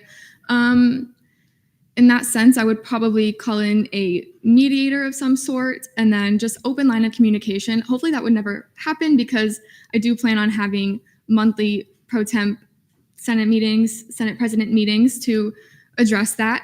But I would say the Senate president and pro temp do such different things on such different levels, and there's really not much room for clashing there most of the time. But I would say both as branch heads have accomplished so much and were humbled into their positions. So to just respect each other in that way. I feel like even though they do function a little bit differently, there are times where you may think that something may not happen, like a clash, but there are times that we may disagree on how we approach certain things. But it also plays that this dialogue, as I said in my initiative, is this dialogue where I want to be, you can give me the criticism. I want to be able to be told if something may not be working. You want to find that middle ground. Also, it's just, it may not be as a Senate, like the pro temp may have something with the speaker. It could be like the ELA to the D-leg, something that may be in the office, but not totally just me. But again, like as I was with Sergeant of Arms, like you're going to have that mediator, which probably will be the Sergeant of Arms, and you meet that middle ground. You figure out, well, why did this happen in the first place? Let's figure out each side first so we can both understand each other's perspectives. And then from there, move on to work together. Because if our leadership is not working together, then how can we both lead the Senate? Okay, so I'm Senator Dylan Hall. Just to quickly say before I get to my question, having been previously speaker and sat up there during a speaker election, you both are doing a really great job. But my one question that I have is, you guys have talked a lot about like open-mindedness and about listening to perspectives. Ultimately, the role as speaker is when push comes to shove, a decision has to be made. So when it comes to listening to those perspectives and being open-minded, whether it's an actual like specific issue or it's more a criticism that someone may have for you, when it comes down to it, you can only listen to so many perspectives before you have to make a choice. What is your decision-making process, and how do you take both criticism as well as different perspectives into account when making a decision? There's times where it's like you have to understand like the authority of like the role. You have to understand like the responsibilities, and there's times where you're gonna have to make these decisions. I want to make sure that I make an informed decision. By listening to those perspectives, but also listening that what was I being voted in for? What did I tell you guys in this meeting? What did I tell you in my questioning and my speech that I would stand by my decisions that you guys make? In the end, when I'm representing you guys in any environment, I'm gonna defend what you guys have. So even though I may feel like that push is coming and going, as I said, sometimes I can't back down, and I will always be standing as your speaker in a way, as your voice to these other people. So though I will be listening, being open-minded, understanding the other person's perspectives, in the end, I represent y'all. I'm not representing myself. I represent us as a group together. So whatever decision that you guys make is the best interest of y'all will be decided based on that.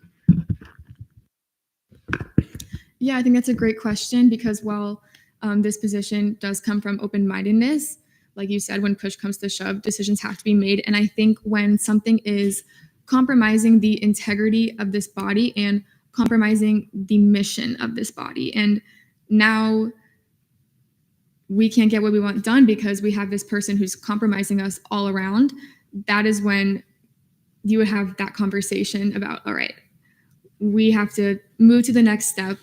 And that would be the decision-making process there. All right. On that side. Hello, my name is Joshua Hendry. I have a question for both of you. What would an example of failure in the role look like to you, and how would you avoid it?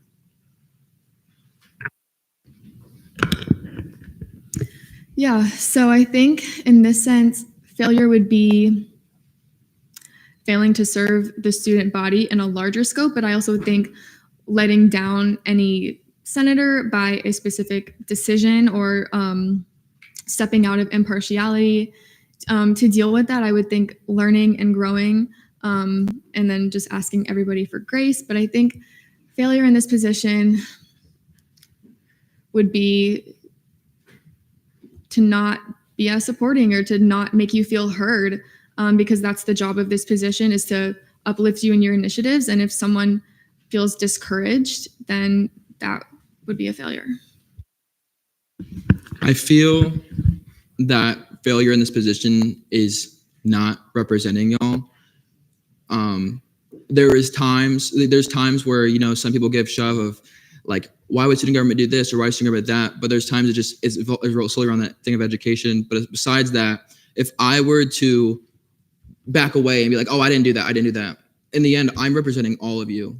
Whatever decisions you make, whatever you say, whatever you do outside or inside this Senate, I'm representing you no matter what. And if I was unable to stand my ground and represent you and defend you, that is solely failure on my part. It is my job to represent this Senate in any capacity I can. We will go Katrina and Cole. Actually, yes. So first things first, I also want to say y'all are both doing a great job, and I think that we'll have a successful session regardless of who we choose. But my question for both of you is, particularly when it comes to outreach to students, informing them that Senate even exists, or that there is open forum, or that there is a heavy student government presence on this campus, do you have any particular initiatives or ideas to increase that as the session goes on? Oh my gosh, I'm so sorry. Sorry, can you repeat that one more time? Yeah, so particularly to student outreach in getting students knowledgeable that there is Senate, there is an open forum, that we do listen to them, that there is an active student government on campus. Do you have any special initiatives or ideas to better that as this next session? I feel like a big thing involved in this is involvement. When whoever does become the ex-caucus chair, the chair of that, you want to get involved with your respectable RSOs. I was Latin Hispanic. I went to as many general body meetings or their little retreats at even like the Verge and such. Being involved with your student body, your groups, your individuals that you represent within college-wise too. I used to go to my college's fairs. I was representing them, so I would get involved with them in any way I could. Being involved allows you to, see what they're doing, see what they're getting engaged with, and then allows you to gauge, initiatives and issues. Because when you go in there, you go, hey, I represent you. I want come to my open forum, and if not, most of the time they very much oh, can we just come to the caucus meeting? But again, just being involved, it helps tenfold. Letting students know that showing up to them and showing that you're going to those meetings and being like, hey, I want to hear what your club is about. I want to help you in any way. Through funding, different things. How can the caucus, if that represents you, help you in any way with proclamations or resolutions? In the end, it's solely involvement. So that's a great question, because one of my main initiatives would be outreach. For 70,000 students, we really don't get that much on our surveys. We don't really get that much responses.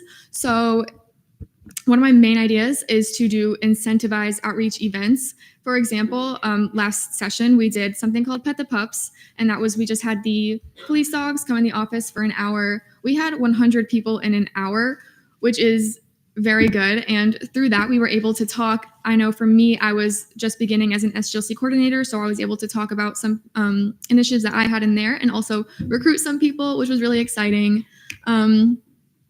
For off-campus, this is one I'm also very passionate about, because I think that the off-campuses, Lake Nona, downtown, Rosen, they don't really get to see us, what we do here. And so, I know there's Rosen Life. If we could have a tabling event with Rosen Life, those are popular events, and if we could go spread our mission, and they can be involved here too.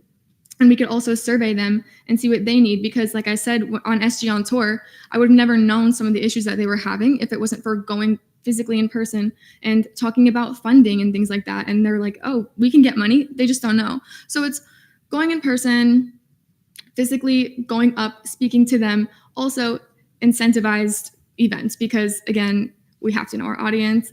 College students are just sometimes hard to grab. They don't really know a lot of what we do here, and that's part of the problem. So having these incentivized things where we're like, hey, come do this, or we'll give you this and come talk to us and things like that. And then also while they're doing that, spreading our mission, and there's probably things that we do that they don't know, like the funding. That's a really big thing. So things like that, and just little outreach events here and there. We will go Lim. Hi, my name's Chasey Lim, and my question for y'all is, how would you describe your leadership style? Yeah, so something that I've always drove with is that leadership is not a dictatorship, and that everybody's voice in the room matters, and that everybody adds value to a conversation, and everybody has value to an idea. And at the end of the day, that leader is the one who's internalizing it and using that, but everyone still matters. Leadership is also being open-minded, which I know we always go back to open-minded while knowing when to put your foot down and say, this is how we're going to do it. But overall, I really have always led with leadership is not a dictatorship, and to always have compassion and empathy and be humble in that. I feel like a good aspect of this is like delegation in a sense. I will have, the speaker office available, but also the pro temp will also have their office available. There are times, and I will admit that I may not know what's best, but the thing is that there's people here that may know how to, further an idea a little bit better, and I would understand giving it to them. I'm not the dictatorship. I'm not going to be the one making all the decisions. It's you guys. And there's times where it's like, there's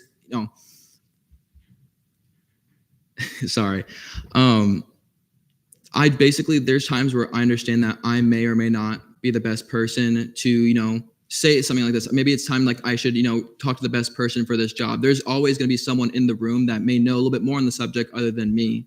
And there's times I have to understand that. And so I lead with, me at one side of the table and everyone in front of me giving me their different ideas and different perspectives. I need to understand how to the different sides, even the side, if it's something that's so positive, I still have to understand how could this affect something as simple as funding for faculty? Different initiatives we may have may negatively affect something that we don't understand because we don't see it. But being able to have each person in the room and understanding going, okay, this person knows more than me. I need them to explain it to me, give me the knowledge, and give me their perspective will help me lead better.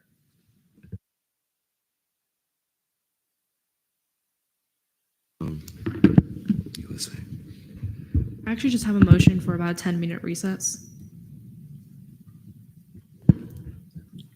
I just think people's brains are starting to melt a little bit, and for everybody to make a really informed decision, we might need to take a little walk. It could be down to 5 minutes just so everybody can get their pep in the step again, and then we go back to this. Brody.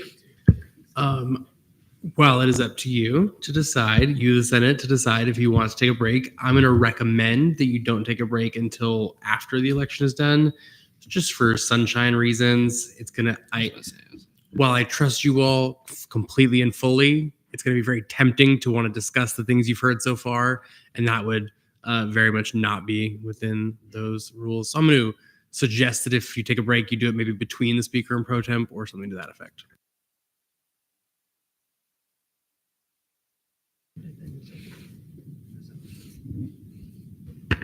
Hi, my name is Sophie Logalbo, and I think that we've heard enough from the candidates to make an informed decision, so I'm going to make a motion to move to debate. That motion has been made. Is there any objections? Seeing none. Seeing no further questions, we will now go into debate. So we will go to Jordan and then Collazo. So I'm going to talk about Allison. So Allison has been a really great SGLC coordinator and SLC coordinator. She has really shown that she's passionate about student government and shown amazing leadership skills and has been an inspiration for all of us SGLC and SLC members. And I really appreciate that she wants to train up the next generation and adding that project for us to learn how to make our own legislation and be able to really ground ourselves in Senate. And I really resonate with her leadership style and how she's been able to foster a positive environment and a positive community and allowed us to focus on the task at hand and build each other up while we're in that program. And I believe that she would further do that in the Senate. And I also think that she is able to, sorry, I lost my words, but I also think that she would be a great leader while also using those values and morals in Senate. Thank you. Collazo. So I just want to say first that congratulations to you both. You guys gave amazing speeches, amazing presentations. You've answered all the questions very, very well. And I honestly fills my heart to see you both up here, seeing as I work with both of you, especially Allison from SJLC. So I know that some of our dreams in our SJLC class was to be branch heads. So definitely congratulations to you both.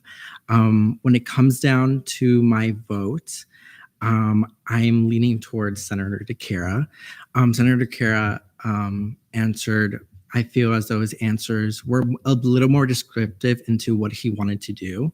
Additionally to his presentation, he was very detailed. I did enjoy his detailing within the collaboration within the judicial branch as a former justice. So I do appreciate that. So I will probably be voting for Senator Deare. We will do Green and then Caringle. All right. So before I begin, I want to say both of y'all are very strong candidates. Both of y'all are very hardworking, very capable student leaders. I will say that with my vote, I am leaning towards Senator Pullman, simply from a standpoint of policy. One thing I really like is the emphasis on outreach, especially with the satellite campuses. With my particular college, we are relocating to Lake Nona by 2025, and in addition, we have two extra satellite campuses in Daytona Beach and Cocoa. So with that, I think especially Daytona Beach and Cocoa, they're sort of swept under the rug. So I definitely want to see more outreach with those campuses. So yeah. Caringle. Yeah, once again, I think both candidates have done an amazing job so far. I think we'd be successful with either of them. I think my vote's going to go to Senator Deare. I also really love just his push and his drive. He has goals for every single possible position, and also for judicial and executive. He has goals to work with every single one of them and really get cross collaboration going with all of student government. And also for your satellite campus initiatives as well. You also have previously in previous sessions started initiatives to get more outreach to them and get them better services. So with that, I'll be voting for Senator Deare. We'll do. Hello, everyone. I'm Senator Anya Gabrielle L. Benesh, and I honestly did not know who I was going to vote for at first until everybody started saying all these pros and cons. So I believe my vote is going towards Senator Pullman. I believe that her platform, especially on uplifting the other senators and allowing everybody to have their voice being uplifted, that resonated very strongly with me. Although I do believe both candidates had a very strong platform, and you guys are doing amazing. Thank you. Hamid. So I'm going to be speaking in favor of Allison Pullman. I've had obviously the honor of working with both of them. However, I do believe that Allison would be my preferred speaker. Her ability to mentor our young SLCers was very successful. You'll hear a lot of them jokingly call her mother, but I'm pretty sure they're kind of real with that. And also, I don't think I've ever heard Allison not refer to them as her kids. I think that she'll take that mentorship ability to the entirety of Senate. She has made them into very successful senators in a semester. I'm sure that she can do that with all of us in probably a few weeks. There's no doubt in my mind that she would be open and available for any questions, any concerns that you have. I also do believe that she has the ability to be non-partial. That is one of the main jobs of the speaker. There was a time last session with her caucus bill where the executive branch had a lot of concerns with it, and she was able to listen to them out, make sure that those changes were made, and still advocated them on the Senate floor for them to make sure that we as a branch were collaborating with them, advocating for those ideas that were not her own, but in order to have exec's voice be heard is something that I find very admirable. Also, I do appreciate that she focused on collaboration with the pro temp. It is the pro temp's job to have ideas for the pro temp's office. That is the entire idea of separation of powers. The speaker's office and the pro temp's office should be treated as separate. And I believe that collaboration is more important than saying that they have ideas for certain positions. Also, as she said, she was the SBA rep from LJR. I was the SBA chair last year, so I was able to see her working in that. Something that she did in the committee was write an Eternal Knights proclamation, which, if you do not know, honors a knight who has passed away during the time of our session. I know that she worked very hard on hers. She asked me a lot of questions, made sure that it was really well thought out, well written, well researched, and those proclamations were given to the families of those people. I know that that time and dedication was very inspiring, at least to me as a chair, knowing that she was able to go above and beyond in that. Also, her ability to give grace to a lot of people is a very amazing skill. A lot of new senators are going to make a lot of tiny mistakes, and having someone to be like, it's okay, like, I'm here to guide you through that is really necessary. I also know that she was part of internal and fiscal committees. I know it's not the job of the speaker to kind of deal with fiscal and deal with committees. However, they do sit on the ANSF budget committee, which, if you don't know, deals with $18 million of our budget. It is so important that the speaker kind of knows what's going on with fiscal and also how to advocate for students properly. And I do think that the last session was kind of built up on a mentality of quality over quantity, and I believe that she will bring that into the next session. So I will be voting in favor of Allison Pullman, and I encourage you all to do the same. We will do JC and then Katrina. Hello, Senate. I didn't introduce myself. I'm Juan Carlos Holmanar. First of all, before anything, I'd like to thank both candidates for coming and thank that we're not just having one person running for speaker at the moment. But I've had the pleasure of meeting both individuals on separate occasions. I served on the 54th Senate session, and I've observed the 55th Senate session throughout the last year. And strictly from my experience and my understanding of titles and statutes, I believe Senator Pullman would do a better job as speaker. From everything said tonight and the answers given, I do think that she has a better understanding of what the role of speaker is. The role of speaker is not to kind of like consolidate like leadership and power, but more just work with the pro tempore. And I think, I don't know Senator Jason's last name. I need to work on that. But they brought up other things that I was going to debate on, but I'm glad they brought it up before me. And so my vote is for Allison. Gamera. I would just personally like to say that I think I'm resonating a little bit more with Senator Deare's leadership style. I prefer a leader that kind of has their hands in every pot, who is hands-on, and it's important to have a speaker that doesn't just come up here and, you know, leads our meetings, but someone that is actually there in all the small little committees, because we have so many of them. It's important to make sure that not anyone feels singled out. I do love initiatives from actually both candidates. Senator Pullman's outreach was very interesting.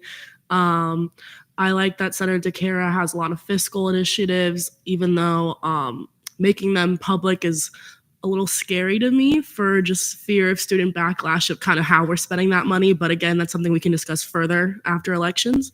But for me personally, I feel like Deare is going to get my vote. We will do Richmond and then Courts. I first wanted to shout out both Allison and Aiden. It is clear that both of you put so much time into developing and creating your platform. This last session, I had the pleasure of working in the speaker's office with Allison. In the speaker's office, I got to see Allison blossom as a leader, as she basically served as a speaker of SLC, serving as ILA, where she mothered some kids, being a liaison and collaborating with the other branches, giving her the much-needed experience to serve as speaker. As has been noted time and time again, Allison has truly redefined ILA, with completely redefining what it means to be an SLC. Just look around, there are SLCers everywhere. Allison is truly a trailblazer. Having passed multiple pieces of legislation, Allison was one of the first, if not the first, new senator to introduce a piece of legislation last session, or at least that I remember, which created the Military Veterans Caucus. With the piece of legislation, Allison collaborated with both a justice and a member of exec in the interests of the student body, showing her ability to work with other branches in the interests of the student body, which is crucial to serving as a speaker. Then Allison went to redefine caucuses, opening it to an entity under SG as a whole. Not only has Allison dabbled in legislation, but Allison has truly inspired me and makes me excited to go into the office and Senate every week. Further, Allison was able to work one-on-one with the prior speaker, which I believe will serve her as a great advantage to navigating the role.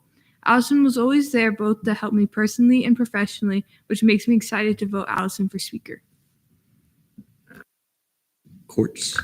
Okay, so first, congratulations to you both. But I do think that my vote will go to Allison because, as she mentioned in her PowerPoint, she was the coordinator for Nighthon, which I was the chair of. And I remember at the beginning of SGLC, I was so frazzled with absolutely everything. And then I became the chair of of Nighthon, and I was still frazzled. But Allison's leadership style throughout both semesters helped me to blossom and become the leader that I think that I am now. And even though I know to give myself credit, I can't give myself credit without giving Allison credit as well.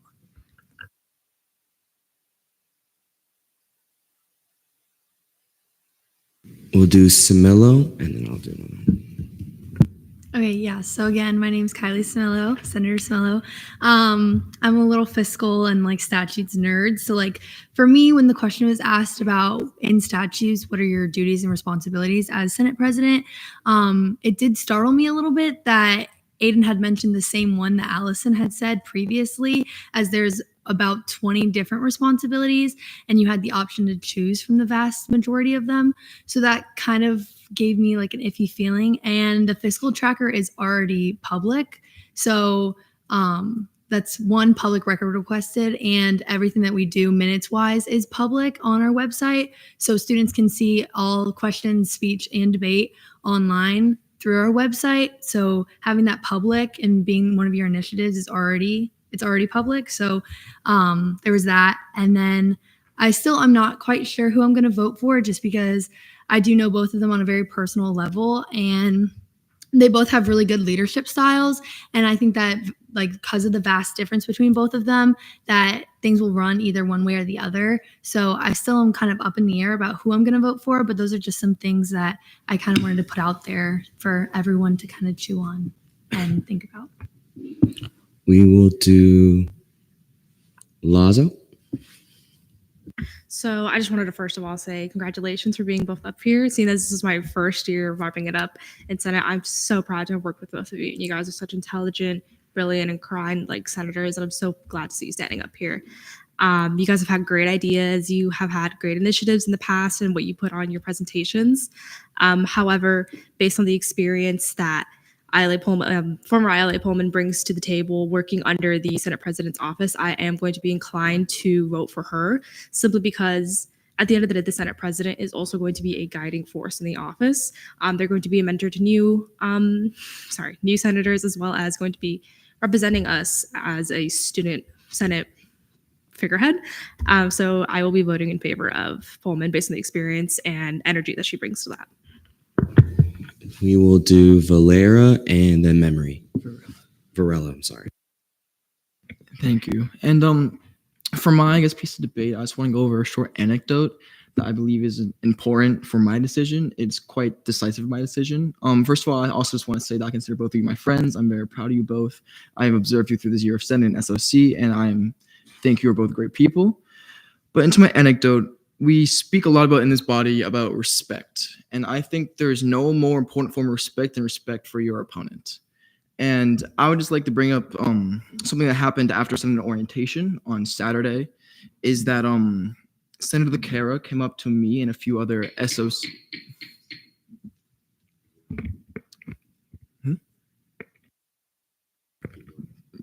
Okay, can I know why I was decorumed on? Okay. Okay, thank you. It is important. And he came up to us and disparaged Allison and her accomplishments for SOC in front of us, which I thought was not respectful of her or SOC as a whole. And to me, that, at the time I was on the fence, and to me, that was not becoming of a speaker candidate. And it's really disappointing. So that,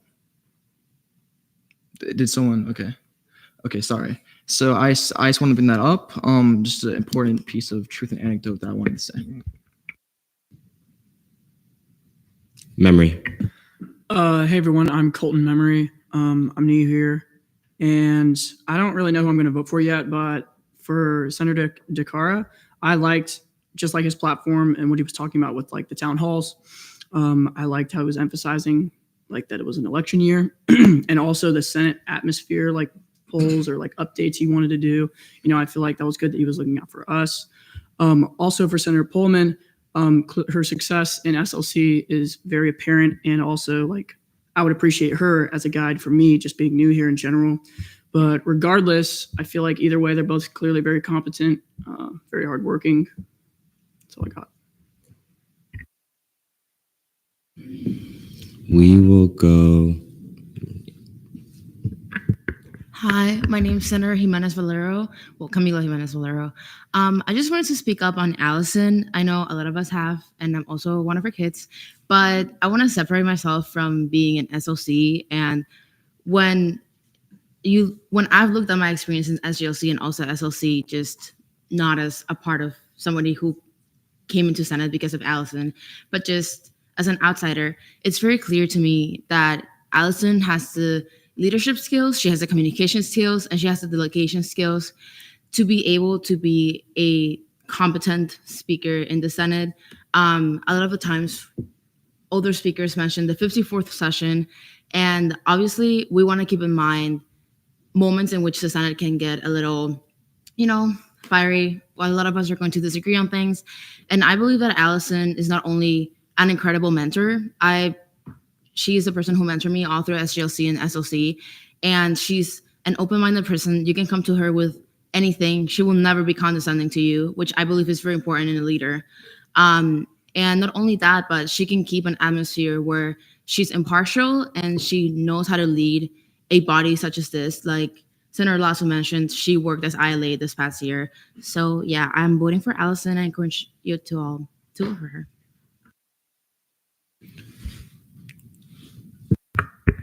I think we have enough information, and opinion. So I'm going to motion to move to vote. That motion has been made. Are there any objections? Seeing none. Seeing no further debate, we will now go into voting. There's going to be a poll on your tiny little screen on there, and you can select your vote on that panel right in front of you. Really quickly, I think it'll just show a 1, 2, 3 on it. I'm not 100% sure exactly what it'll show, but the candidates are listed there. Candidates, you can return to your seat so that you all can vote as well. You won't be able to vote at those panels. Yeah, all right.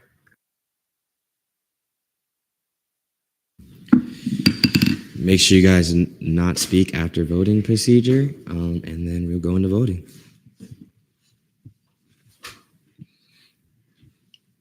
Brody, is it just going to pop up on my screen?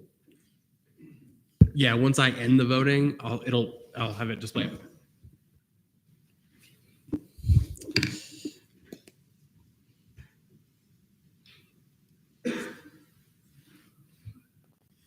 All right, seeing a vote count to 34 to 8 to 1.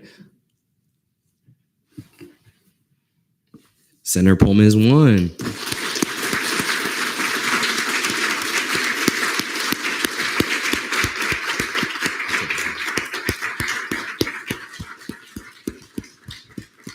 All right, before I'm no longer speaker, can we give a round of applause to Ethan Temple and Brody for helping me out?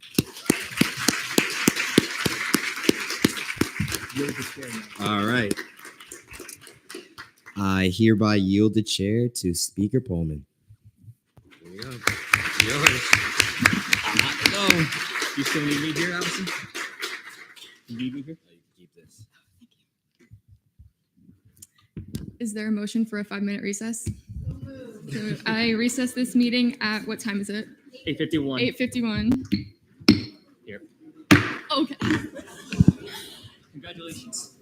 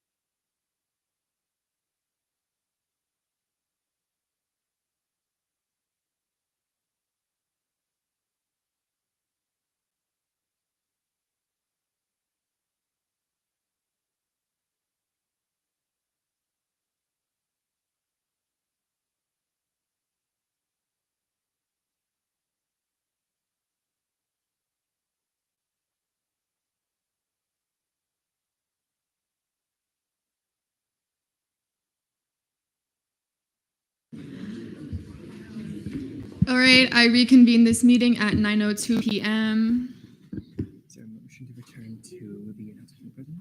Is there a motion to return to the announcements of the student body president? All right. Student body president, Brandon Greenaway.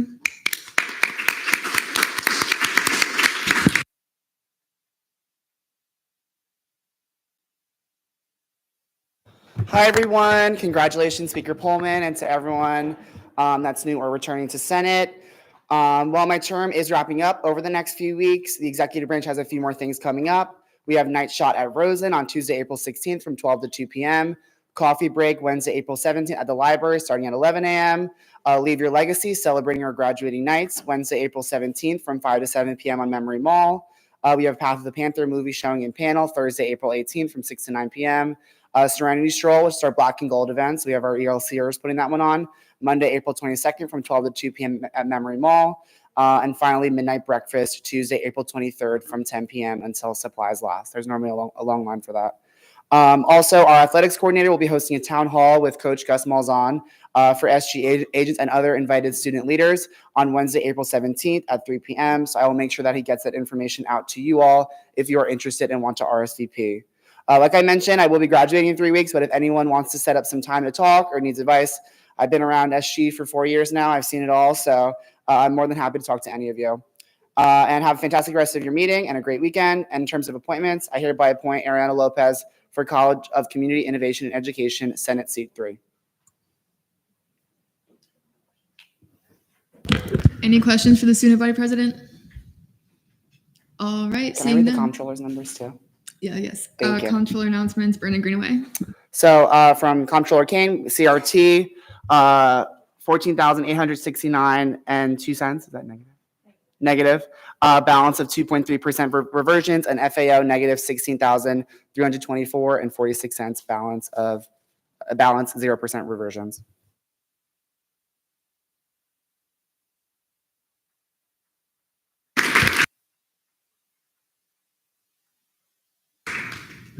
All right, guys, bear with me.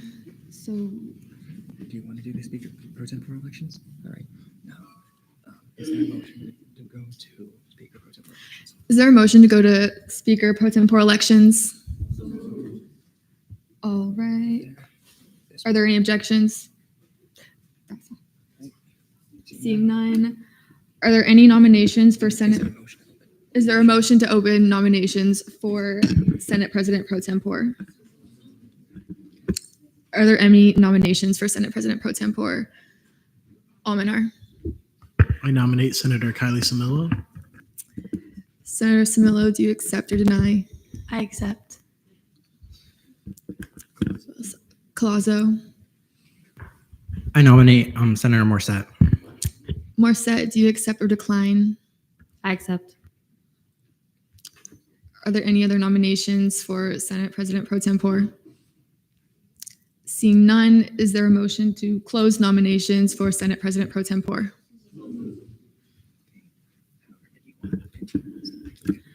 Is there a motion for 15-minute speeches, unlimited questioning, and unlimited debate?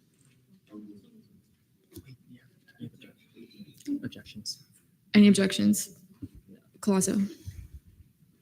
Can we amend it to 15 minutes of questioning? 15-minute speeches, 15-minute questions, and 15 minutes of debate. There's been a motion for 15-minute speeches, 15-minute questions, 15-minute debate. Are there any objections? Shen? I think it's necessary to have unlimited debate. I mean, it was even seen with the last election. We got a lot of useful points off, and I feel like by the time we're ready, we're collectively ready. I don't think there's any need to limit the time.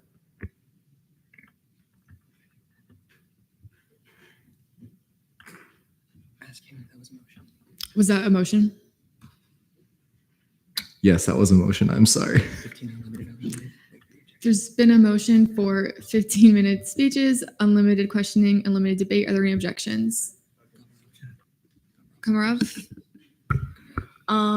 While I agree with the debate, I think we should at least limit it to 15-minute speeches and 15-minute questioning, and then we can debate as long as we'd like. Is that a motion? Yes. There's been a motion for 15-minute speeches, 15-minute questioning, unlimited debate. Are there any objections? Seeing none. Is it Metellus? I agree with Colazo. I think it should be 15-minute speeches, 15-minute questioning, and 15-minute debate. Is that a motion? Yes. There's been a motion for 15-minute speeches, unlimited questioning, unlimited debate. 15 minutes, 15 minutes, 15 minutes. 15 minutes speeches, 15-minute questioning, 15 debate. Are there any objections? Seeing none. All right, so we're doing a 15, 15, 15. We'll hear from candidates Samillo and then Morissette. First up is Samillo.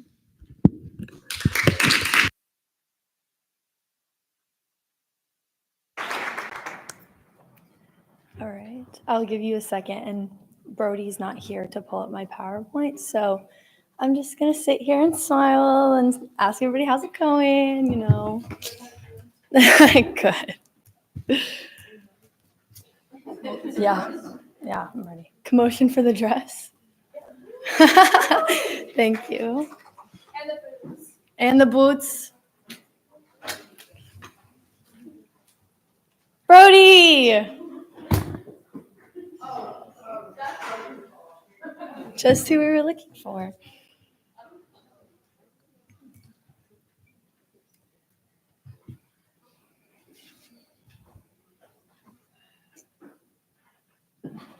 All right, and then Allison, how does this thing work? You just push the side button? If it doesn't work, just hit the, there you go. Got it. All right. Ready? Okay. Hi, my name is Kylie Samillo, and I'm running for Senate President Pro Tempore. Throughout this speech, I want you to be able to see me for who I am, as well as the values I have and I hold myself to, as well as everybody else here. I also wanted to start just by taking a second to congratulate each and every one of you for where you are at right now. This is a great way to represent our community as well as UCF, and I'm so proud of each and every one of you. I also just wanted to start by talking about who I am. So I am 20 years old, a health science major, and I plan on attending med school in the coming years. I am organized, I'm a planner, I love adventures. I have a tendency of spending a lot of money on clothes. I may be a shopaholic. I love music and concerts. I love sports, mostly F1. I grew up in the Clearwater area, and I also am always wearing my boots. In case y'all didn't know, Exhibit A, they're on my feet right now. So these traits that I have, I gained a lot of them from sports. So these sports that I gained traits like teamwork, communication, accountability, decision-making under pressure, and the ability to motivate and inspire others. These traits are essential for leadership, not only on the field, but also off the field. And because of these high-intensity sports I chose to play, it has made me want to become an ER doctor in the future. I now want to touch on my current involvement within the community and here at UCF. So at UCF, I am an orientation leader, and this has fostered many leadership skills and promotes Knights pride. Go Knights! It enhances leadership skills and diverse dynamic campus environments, as well as helping individuals that are new here to the campus to kind of learn a little bit more and have someone that they can see as a mentor, which is me, as they have somebody that has been here previously that they can ask any questions to. And then the next thing would be an Advent Health volunteer. So I do volunteer in the emergency department at Advent Health. This has made me be in an environment that is very intense and very quick. Because of this, I think I'm very quick on my feet and able to do things very fast and like diligent in the manner that I have time in. And then lastly, I also am a tutor in the Orlando community, which has taught me the values of patience and adapting to diverse learning skills. I'm sure each and every one of us here learn in different ways. So just being able to implement that here as well is very crucial for me. And then I now want to talk about my Senate involvement. So like many of you guys have heard all about SGLC and all the accomplishments that people have had, I did start my journey in SGLC, and it taught me a lot about the inner workings of Senate as a whole. And I took on the responsibility of sitting on each committee and caucus at least once. While I was in SGLC and SLC, I had the honor of having the privilege of being the mentee of both the DSER and D-Leg from the 54th session. So I quickly learned the inner workings of the pro tempore position, and I plan on using this knowledge when electing or choosing a proper DSER and D-Leg to ensure a smooth transition. During my time at SGLC, I did fall in love with CRT. Many of y'all know that I love my numbers and I'm a little fiscal nerd. But I did sit on every single CRT meeting when I was an SLCer. Some of y'all may know that those meetings last like 3 hours and even the people on the committee didn't want to be there anymore. But I sat there and I wrote all these little notes and I was just very intrigued of being there, learning everything fiscal that I possibly could and took it all in and learned very quickly everything that I had to learn about the statutes. So that was a great thing. But all my hard work did pay off as I was awarded SLC of the Year and transitioned into the 55th session. So in the 55th session, I made it my mission to gain the position of CRT chair and make my predecessors proud of me. I do believe that I did this. I held multiple events, such as open fiscal workshops. I met with all the deans of every single college. I also attended RSO events and spoke with other campuses to foster relationships with leaders in the community to make CRT thrive. Although CRT was my pride and joy, I was also the vice chair of the finance office, an ANSF member, and the vice chair of the disability caucus. My advocacy initiatives, obviously each and every one of us are sitting in these seats to advocate for not only our colleges, but all the students in UCF. So my main ones, I'm going to start with my first one, which is a mental health event. This event will focus on the mental health and immediate support and resources for each individual here at UCF. This can be offered during peak stress times, such as midterms or finals, and include stress relief projects, pop-up counseling sessions, and workshops on coping strategies. My next one to follow that is a Sustainability Week. This is a week-long initiative where we focus on sustainability. This includes a zero waste project, biking to school, or even putting pop-up recycling bins around campus to kind of promote the practices of being sustainable. The next one is a diversity and inclusion pop-up library. This is just an event focused on diversity and inclusion around our campus to provide students with the access to materials and resources to promote understanding and dialogue in critical social issues. And then lastly, a health and safety campaign. This is a short-term campaign focused on the health and safety for the students here at UCF, including flu vaccinations, sexual health education, coordinating with the blood drive buses on campus, and student health services for drug and alcohol awareness, and being able to respond to immediate health concerns on the campus. A next element is education. So I believe that it's crucial that we educate not only our constituents, but also the students here at UCF. So I would like to offer online workshops and courses that are fulfilling on current topics, such as technology, essential life skills, and of course, fiscal workshops, which I did previously, so that's nothing new for me. As pro temp, I am in charge of holding Senate orientations for individuals that weren't there. So because of this, I want to make sure that these orientations are fulfilling as possible with as much critical information for their next steps of being a senator and representing their college and their seats. I would also like to work closely with each committee and branch to make it easier for resources regarding student government. So when I did meet with each of the deans of the colleges, I went in there with a flyer that I presented to them that had QR codes, things like that, where it's accessible for students just to see one thing and scan it on their phones, as we're all chronic people that are online all the time. So with that, I plan on implementing those, having QR codes, a more cohesive website, offering templates, and obviously effective communication with the comms directors in exec to make sure that these are broadcasted online. The next one is in-person financial training. So each and every one of us have to complete a financial training web courses that's online. And a lot of people, like I said earlier, learn different. We all have vastly different learning styles. And because of this, I think it's crucial that we start doing in-person financial training, whether that's you sitting down in front of me with your computer and I walk you through how to be financially trained. Things like that is something that both Fong and Brenda, and if you guys don't know, those are people in the ANSF office, they have brought up to me and said, hey, this is an issue that we may face. So we did decide that it was best for us to maybe do it this way because students tend to have the tendency of not really understanding or fully going through the fiscal training. So being able to sit down and really talk somebody through it, they thought that that would be a good element. And then my next one is what you can expect from me and my deputies. So obviously I have two deputies. So first one is Deare and new RSO email templates. So obviously the Deare would be able to delegate all things RSO related.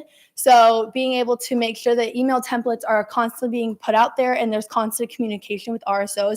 I think that this is really crucial because there's millions and millions and millions of RSOs on campus. UCF takes pride in having over 670 RSOs that represent different parts of campus. And I think being able to broadcast information that student government does and really get student government's name out there for for everything that we do around campus is crucial, especially within the RSOs.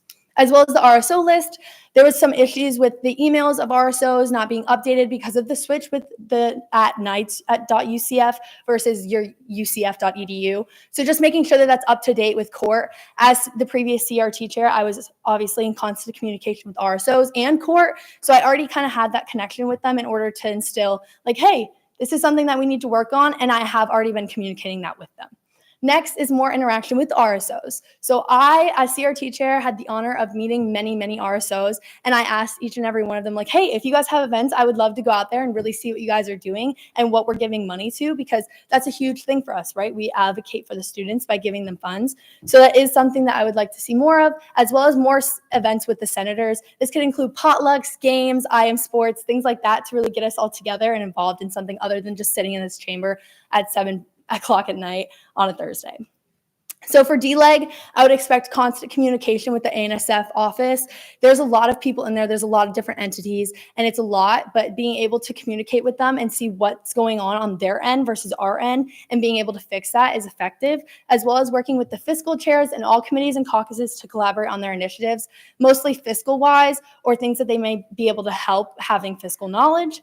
And then work closely with the AG, Attorney General, for fiscal statutes, as well as making sure that each senator that's allocated a bill, because your name's going to be on bills for RSOs that you're given, that you know what the RSO needs to do and what the next steps are, and you're able to provide for them some information that you can't just, like, you don't want to turn to somebody else and be like, oh, well, you can ask them. Having everybody at least have somewhat of a understanding so that they can answer those questions for the RSOs. My next one is the expectations you can hold me to. So practicing delegations with committees and my deputies, effective delegation is crucial to operational efficiency. So empowering committee members, things like that. 5 minutes remaining. The next one is to define clear roles and responsibilities, ensuring that each committee member knows their responsibility and how they can contribute to the group objective and the extent of decision-making authority. This also includes hours and other budgetary concerns. To follow that, it is also important to be able to match tasks to skills. I personally think I'm pretty good at reading people and having a little kiki to get to know somebody on a more personal level and see where they're at and what their interests are and what their skills are and developmental goals. This will also not only increase engagement on things that we decide to put out on the floor, but it'll also increase the quality of the outcome. And another one is being able to have a feedback culture, having legislation help forms or anonymous feedback forms, things like that, where students and us as senators can really get engaged and understand where we're all at, because all of us need to meet in the middle somewhere. And being able to do that, whether it's anonymous or straight to my face, I can take either. I would also like to meet with each member of leadership in their committees to ensure that the targeted initiatives are being hit and that everything is running smoothly, as well as providing them with a helping hand. Obviously, I'm here as someone that is a returning senator, so regardless if I get this position or not, I'm always here for you guys. I'm here as a support system, and that's what each and every one of us here in this room can do for each other. And I lastly want to talk about what you can expect from me as having an office in student government. You can expect open availability, readily available to each and every one of you, and having the tendency of being in the office physically, because a lot of things can't be solved over the phone or online. It needs to be face-to-face, and I do think that's like very important, having that face-to-face connection. And then with that, I've yapped enough. So thank you for your time, and go Knights!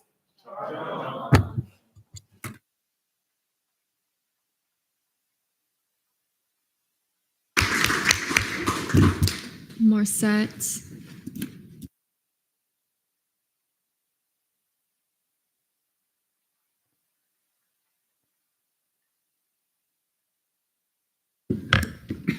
You have 15 minutes whenever you're ready.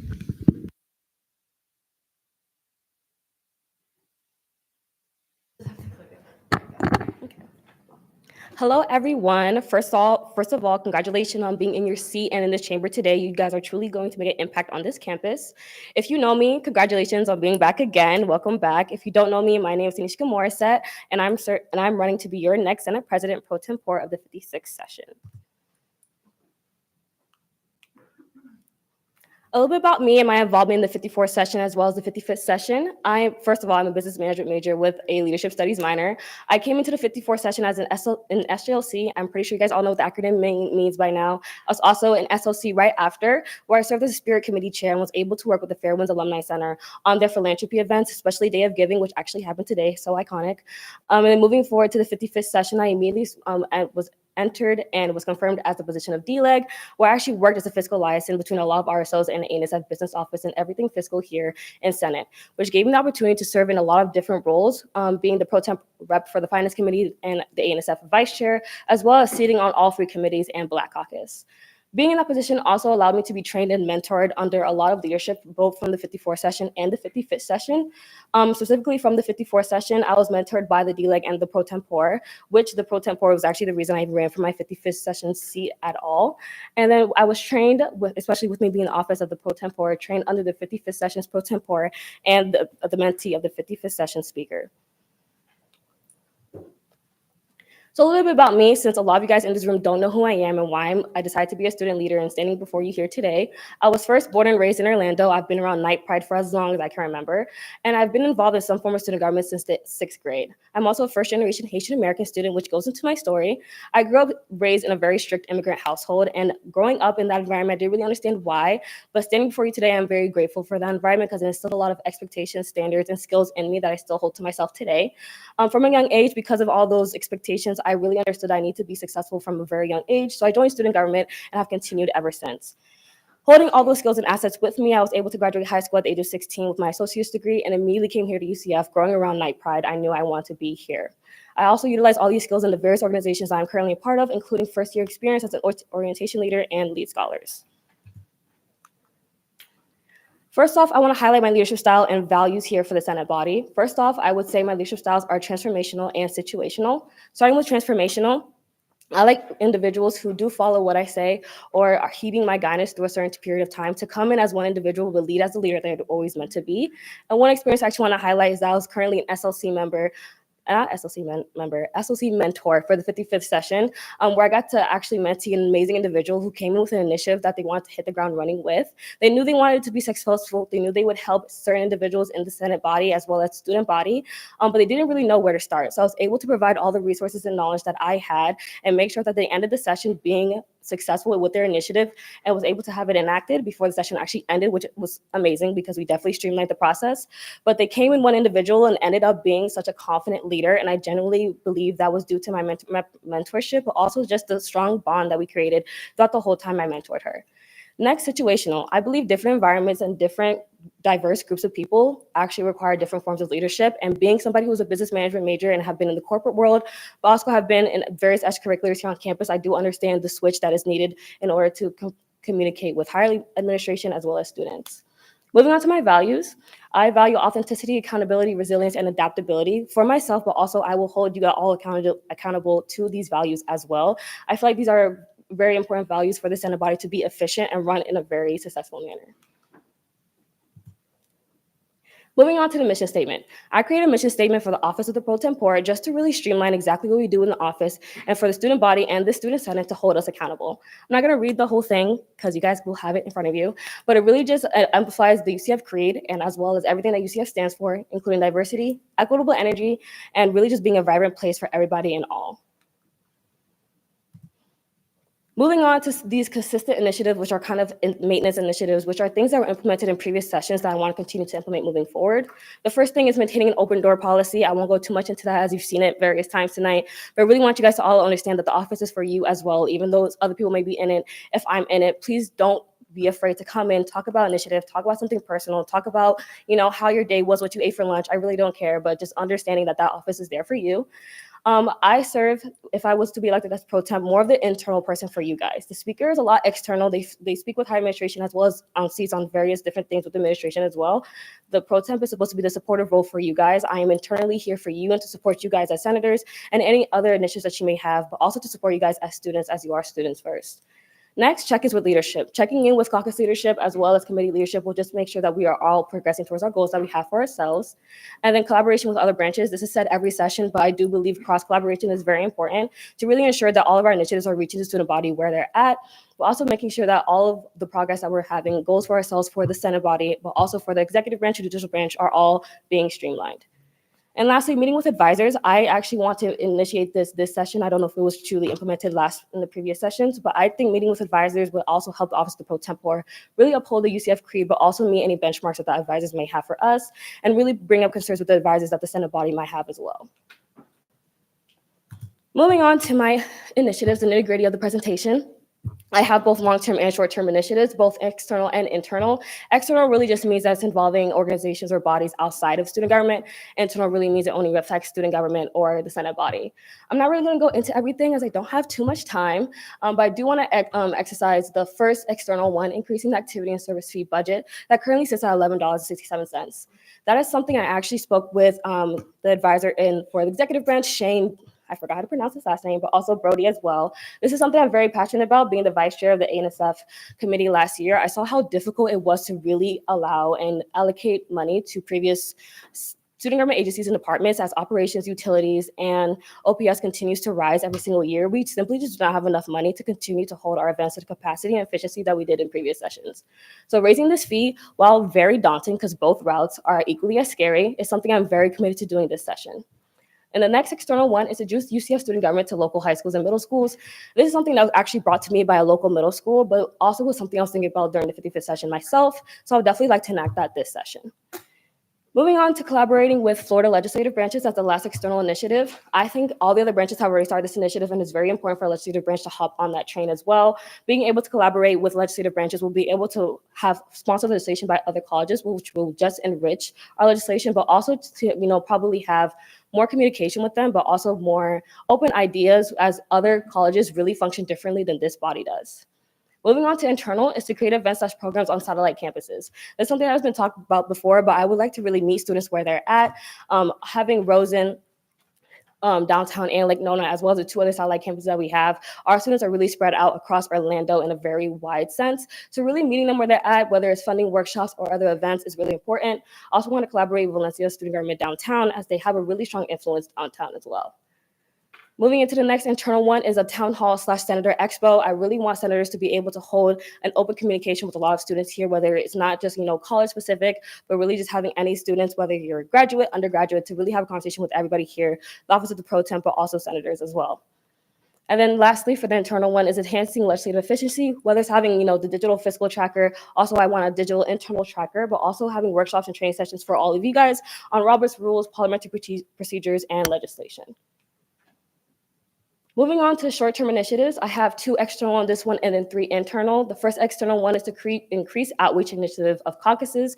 Even though they no longer sit under the legislative branch directly, I do think they're still important for us to focus on, and I do want to collaborate with various different individuals and organizations to enact that initiative. And then the next one would be to have strong relationships with offices within colleges.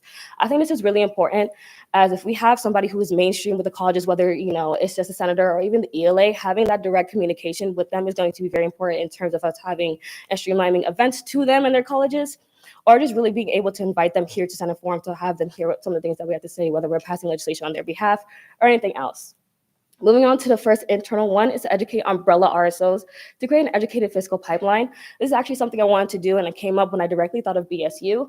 Educating umbrella RSOs such as APAC, BSU, Muslim Student Association, and more, having them be educated exactly on how our fiscal procedures work will actually make it easier for the smaller RSOs to go to them instead of us, which can be a little bit more intimidating, so they can ensure that their fiscal process is going the way that it should.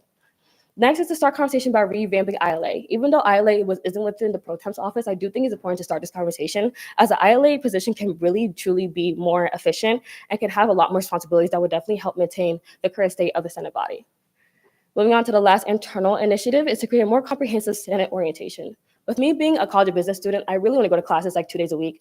Otherwise, I am really available for all of you guys to come to the office and have meetings with me, whether you're a new senator or you're being appointed or you're a sign-over, to really understand how Senate works and have it be more concise and comprehensive than in the past.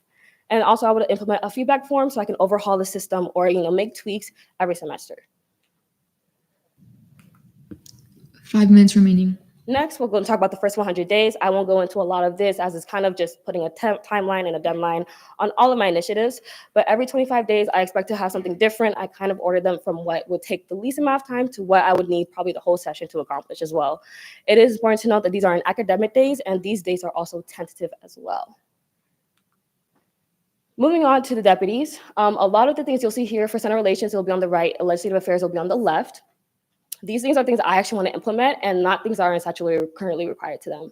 Starting with legislative affairs, I want to resolve conflicts between committee chairs regarding all legislation. Sometimes there is discussions or issues in terms of legislation between committee chairs. I just really want the legislative affairs deputy to have more of a role in that. Moving on, creating and implementing a tracker for fiscal and internal legislation. That goes into one of my initiatives about enhancing legislative efficiency. So they'll be in charge of the internal and fiscal legislation tracker for that. And the last legislative affair initiative is to maintain contact with the student assistant and the attorney general on the status of fiscal bill signatures. I just want to make sure that all of our RSOs are really on track to getting their funding on time. So the legislative affairs having to make contact with two of the individuals that are very imperative on that factor will be really important to us. Moving to Senate relations, is the first initiative is to resolve conflicts between senators that affect the morale of the Senate as well as other internal matters. The Deare has been a very lax role in the past, and I really just want them to have more of a role in making sure they're in maintaining their relationships within Senate as well as outside of Senate. The next one is to act as a representative for Senate for all affiliated student government departments and agencies. I do plan on having meetings with these student government department and agencies, but I also would love the Deare to be there as well, as they are the face of Senate. And then the last one is to create bonding/experience events every semester. The amount will depend on the newly elected pro tempore and Deare. I think it's very important to have various amount of these events for every single semester. One thing our graduate assistant was actually very well doing last semester was having these events, but I don't think that role should fall on the graduate assistant. I think it really should fall on the Senate relations individual. And on the left is the hiring timeline. I won't go too much into that, but basically the process will start tonight if I were to be elected. Next is my closing remarks. I truly want what's best for this body, and I wouldn't be standing in front of you today if I didn't think I could bring the best and the most positive attitude to this body. Being trained under certain individuals who had this leadership position in the past, as well as speaker, I think I've been equipped with the actual knowledge, resources, and any other information that they could give me to be successful in this position. I'm here to uplift all of you and all your initiatives and everything you want to be in the Senate body, and not necessarily here to just serve you. So please, if you would be so gracious to elect me as your next 56th session President Pro Tempore, I would highly appreciate the opportunity. Thank you.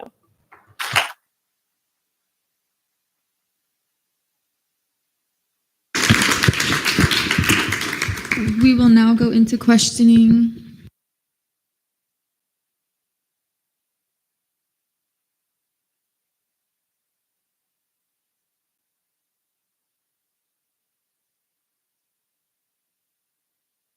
All questions must be for every candidate.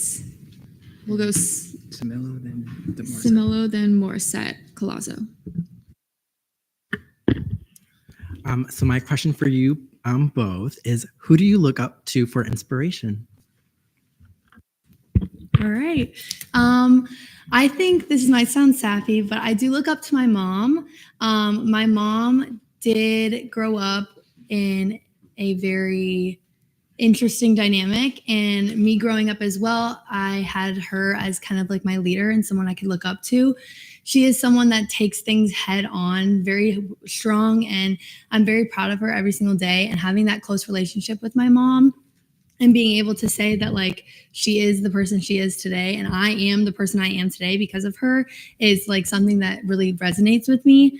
She has the ability to light up a room every time she walks in. Things like that is something that I look for in people in general, because that's something that my mom is. She walks in a room and it's like, oh my God, like she's here, hi. Like having a personality like that is something that my mom has and something that resonates with me and something that I try to instill every single day as well. One person that I look up to is also familial related. It's my older sister. She's the reason I do a lot of the things that I do. She provided me with a lot of resources growing up that she didn't have the opportunity to do herself. And to this day, she is also a UCF student and she is a part of the College of Engineering. And even though she has a lot of things on her plate, she still makes sure to check up on me whenever she's on campus. She'll literally come to the office. I don't know if some of you have seen her, but she is such an inspiring person because she makes sure to see the good in everyone.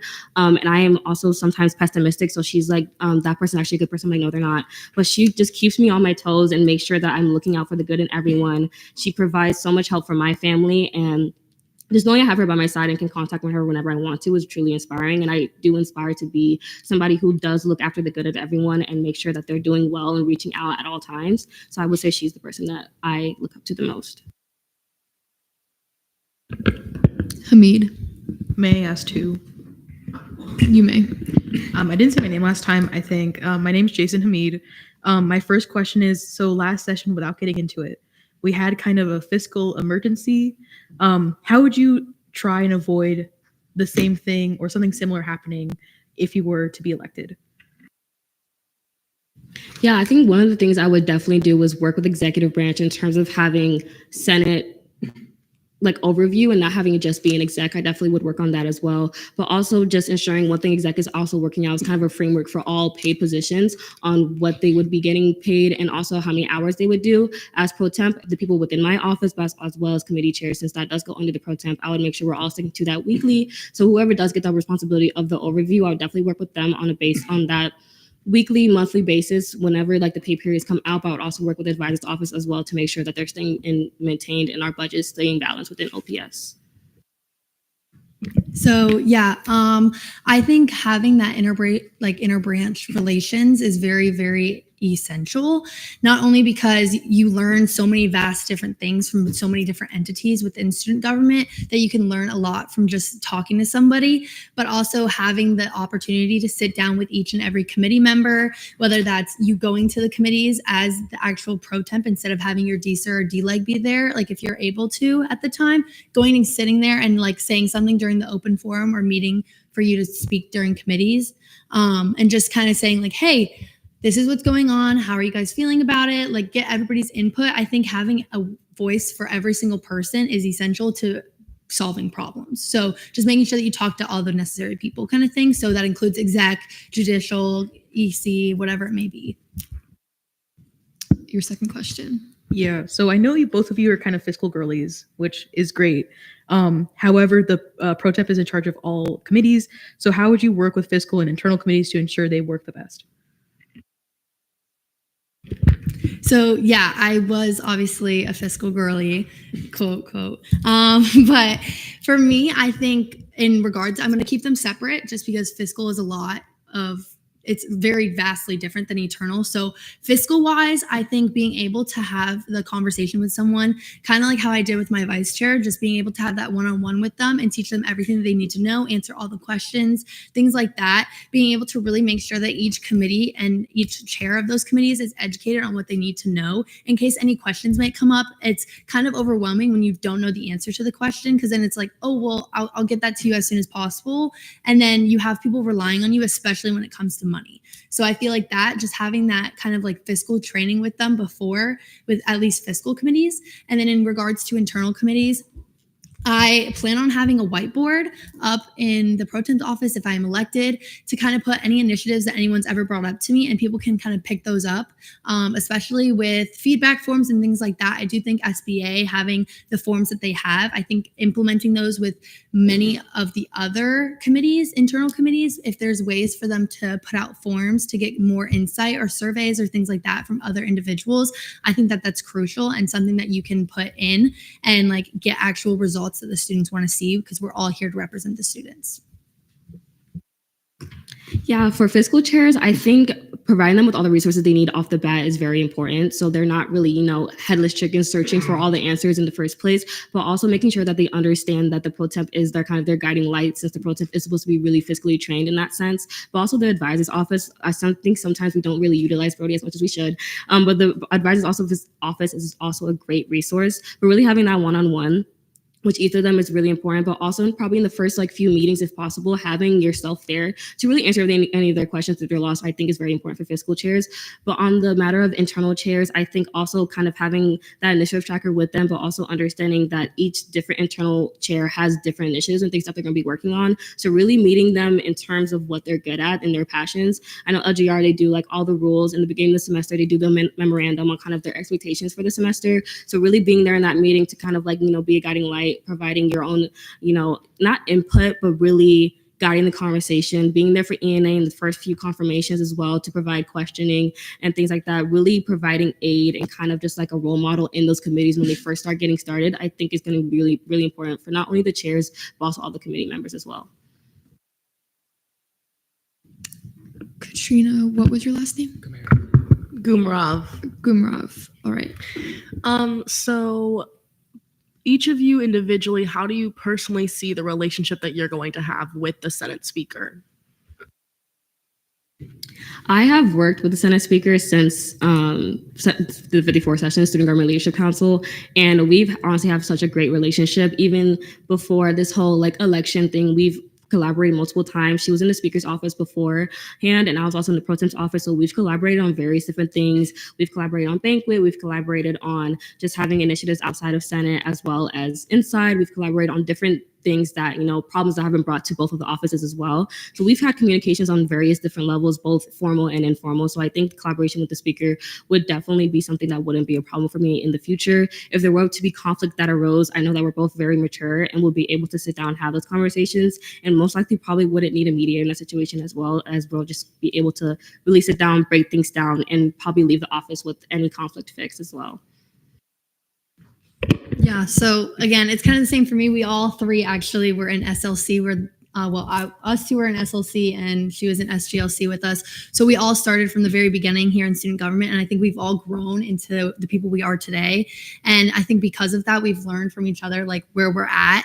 And I think like Danny had said, that if there is any conflict, that we're able to resolve that on our own and being able to kind of just be like, hey, I didn't like that you did that, and have a mature conversation to kind of solve the issues. I don't think there will be many issues with the present speaker. All right, I'm gonna go Karen Gould.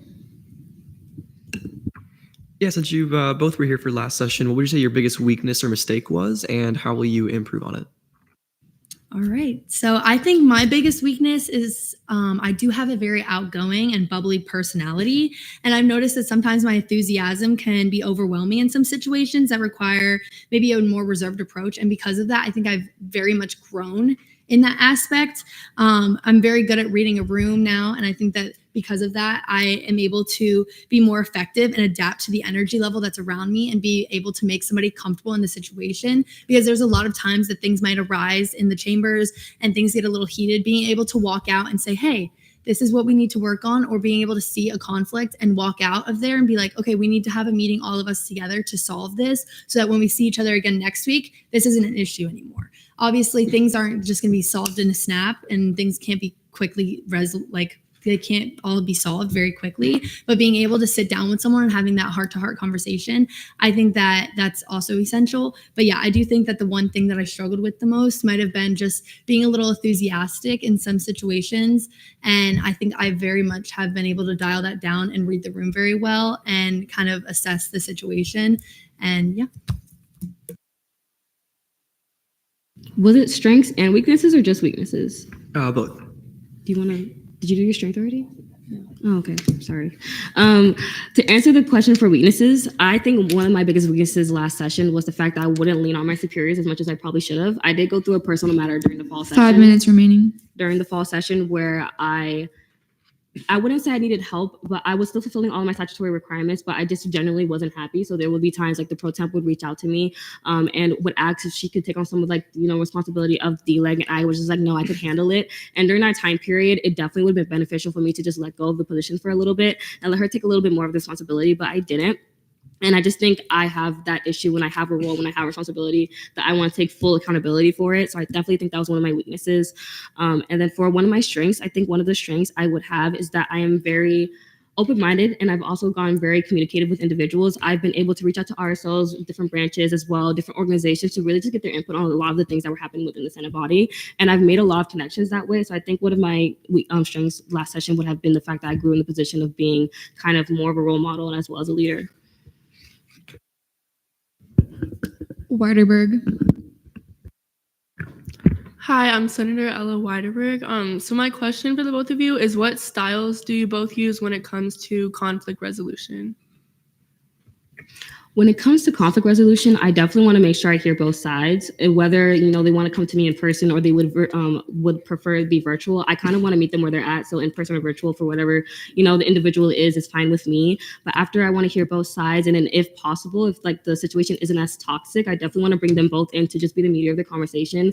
I think with us all being college students, we're all really like necessarily adults, so being a mediator, I feel like sometimes isn't needed unless it's so toxic. So then I could jump in. But I think in conflict resolution, if it's really between like two individuals, having it that way. But if it's between various individuals, even organizations, really just going in and trying to understand where the issue started, like finding the root of the cause. Because sometimes this is as simple as miscommunication, or if it's really just like a bigger issue among the organization. So kind of being the person to really break down the situation and then solve it from the root, and then moving forward from there. I think for me, I definitely feel like I'm someone that people can be comfortable coming up to and saying like, hey, this is something that rubbed me the wrong way. And I'm able to pull somebody aside and say, hey, like respectfully, and be able to explain things from every point of view. I think that is something that I am very good at, just being able to say, okay, I get this and I get this, and being able to express those in ways that might not be so emotional, because people, when things get built up or there's high intense situations happening, people tend to react out of their emotions. And I think me and my position, I have to react logically, and I have to think of things through logically instead of emotionally. So really being able to channel that, like, using the logical explanation for things instead of reacting emotionally, and taking everything that they're saying and putting that in and implementing it to make a solution, kind of thing. We have 2 minutes remaining in questioning time. So Alcuda. Can you both just briefly touch on the process and like what qualities you both will be looking for as you appoint your DLEG and DSER? Yeah, so my deputies, I think the main thing that I'm going to be looking for in an individual when that whole process is happening is the ability to be not only resilient, but have accountability and adaptability. As you are leadership, you need to be able to adapt to vastly different things that happen. And our community is always like changing. There's always things that are happening. So being able to adapt to those, being able to be resilient, stay on your toes, being able to be like, oh, there's something going on, and being able to really take in that role and really implement it and make it the best it possibly can be. And then obviously being accountable, I have to know that my deputies, I can be able to say, hey, I'm going to assign this task to you, and know that you're going to implement it and do it as good as anybody else could, because you're my deputy, if that makes sense. I think for DLEG, I think they definitely need to be dependable. DLEG has a lot of responsibilities, so I think for them, they need to be very headstrong and can hit the ground running. Also to be like fiscally competent as well, and be open to, if they aren't sitting on all committees, or really just pushing themselves out there to understand how fiscal works. For DSER, I think definitely being 1 minute remaining. Open-minded, but also just being very communicative with Senate, being communicative with other student government departments and agencies, but also being very creative. I think one thing I want to bring to the Senate session with the DSER, if I was to be elected, is creative events that we haven't had before, or even things that bring us outside the walls. I really love us outside events as well. So just having that creativity within that position, the dependableness of that position, as well as just them being like very open as well.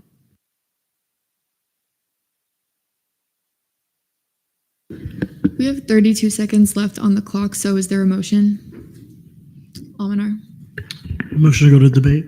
There's been a motion to go to debate. Are there any objections? Seeing no objections, we are now in debate. Metellus. First, I wanted to applaud the both of you for going for this position. I'm very proud of you both, and I'm very honored to call both of you my friends.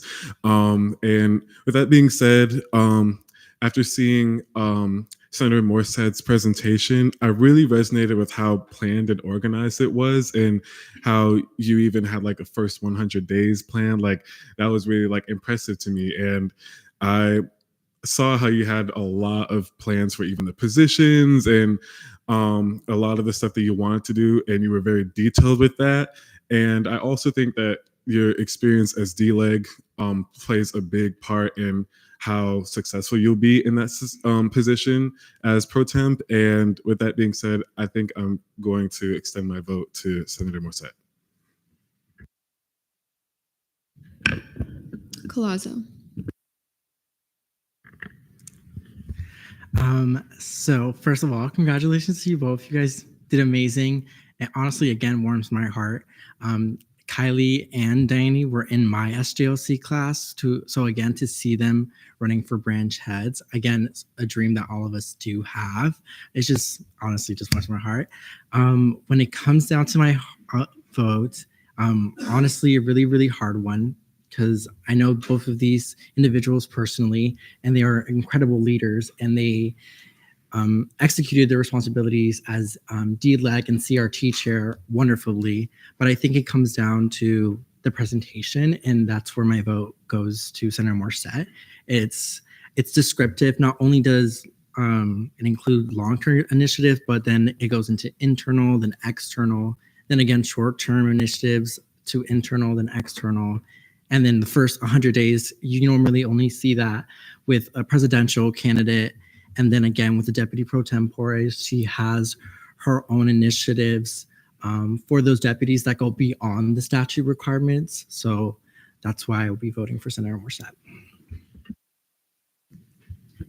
Kringle and then Almanar. I'll just realize I never said my name. I'm Adam Kringle. Again, congrats to both of you. You guys did an amazing job. My vote will be going towards Senator Samillo. She's my chair through CRT. She had a lot of great initiatives. She was one of the first chairs to actually run out of funding and actually spend it all. She had a lot of outreach initiatives and took a lot of initiatives for her position to get as many people fiscally trained and helped as possible. And then also in the previous session with Senator Morissette, I know there was a lot of backdoor meetings kind of between fiscal chairs and then the pro temp's office on her performance in her position as well previously.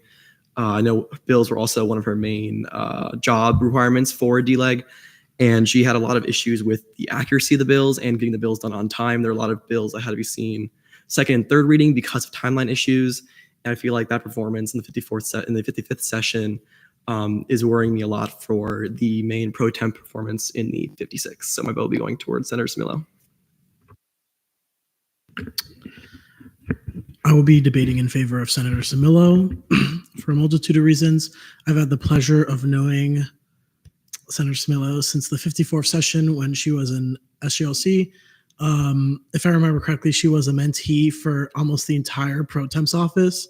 Then it was pro temp Foster. She was the mentee for both the DLEG and the DSER because she just really loved Senate that much and put herself through that. But those are two people I hold in close regards and high regards. And Kylie is one of those individuals who I see a lot of growth in the future. And I've seen her grow a lot in the last year that I've known her. And being CRT chair, obviously, is a lot of fiscal knowledge. And for the pro temp, that's a very important thing. So my vote will be for Senator Samillo. I'll do Lopez. I look up to both of these candidates, so this is not an easy decision to make, and I applaud you both for all the hard work that you have done so far and you will continue to do in the 56th session. Sorry, y'all. Oh my God. That being said, I'll be voting in favor of Senator Morissette. I really enjoy how she laid her presentation out because it emphasizes how she will serve for us senators in many different ways, and I appreciate not only presenting initiative ideas, but also including what that might look like and giving us the space to improve them based on how we see fit. On a personal level, sorry, I'm gonna get emotional. I admire Senator Morissette for her ability to be on top of it and, for lack of better terms, stand on business. She strikes a near perfect balance between being personable and approachable and also balancing the duties and circumstances leaders face. Her story, both in and out of this chamber, serve as a guide to me as I grow as a senator, as a leader, and just as a person. I would love to not only give her an opportunity to see her goals through, but to also be a part of making them a reality. And for that reason, I'll be voting in favor and encourage you all to do the same. What was your last name? Banesh. We'll go Banesh. Hello, everybody. Again, my name is El Banesh, and I just wanted to say to the candidates, you guys are very succinct and show a lot of knowledge and expertise on the role that you're running for. However, based on everybody's thoughts, I will be supporting Senator Morissette. Senator Metellus brought up a very good point in that her presentation was very thorough, and it left me with no questions to be asked about what she's planning to do with her position. Along with this, I also noticed that Senator Simillo focused a lot on the fiscal aspects of the role, which I do find very important, but Senator Morissette showed a balance between the fiscal aspects as well as towards the committees and whatnot, and that really resonated with me. I really do think that we need to listen to the student body and our RSOs, and the committees will really help with that, so that is why my vote will be going towards Senator Morissette. Thank you. What's your last name? Connolly. All right. So I am new. My name is Karen Connolly. Sorry if I didn't start with that. But so I can't really go off of what they've done here, but I did go to high school with Senator Morissette, and I can tell you that she is very organized and well-spoken. And coming in here being like a newer member, it was very intimidating, just like a bunch of people, especially a lot of people have like more experience. And she was just always very kind and making sure she said hi to me whenever she saw me.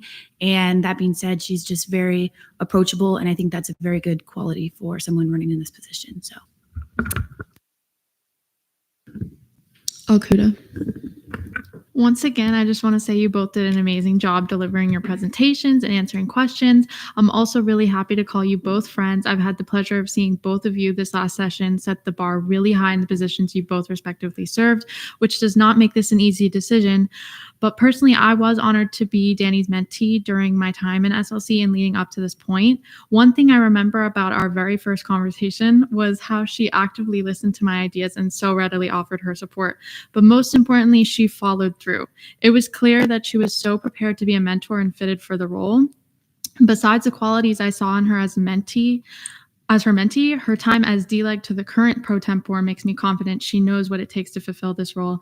Additionally, as mentioned in her presentation, she has a clear and definite timeline of duties to achieve in this position. For these reasons and more, I will be voting for Danny, and I encourage you all to do the same. Again, I applaud both of you, and I look forward to working with both of you regardless of the result here. Richmond. I first want to start off with both candidates are great. This was honestly very hard. I came in thinking one way, and I think I'll be voting another way. I'm not yet decided, but I'm leaning more towards Kylie after hearing a lot of the debate.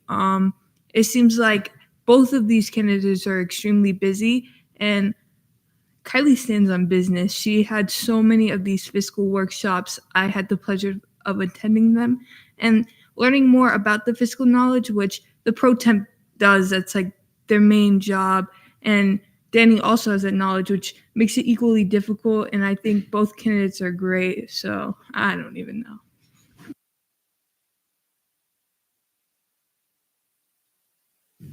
Lazo. I'm still deliberating about who I'm going to be voting on, but I would like to point out the specificity that which Morissette pointed out, as many other people have pointed out. I've never really seen somebody take a platform on what the D-Leg and the D-Sir are supposed to be, and I really do like this platform that we want the D-Sir to be a much more involved position in Senate. I'm really looking forward to that, and I also look forward to seeing the 100-day plan. But I also really love what Kylie brings to the table. I do love the energy that Kylie brings when it comes to fiscal. And was that time? No.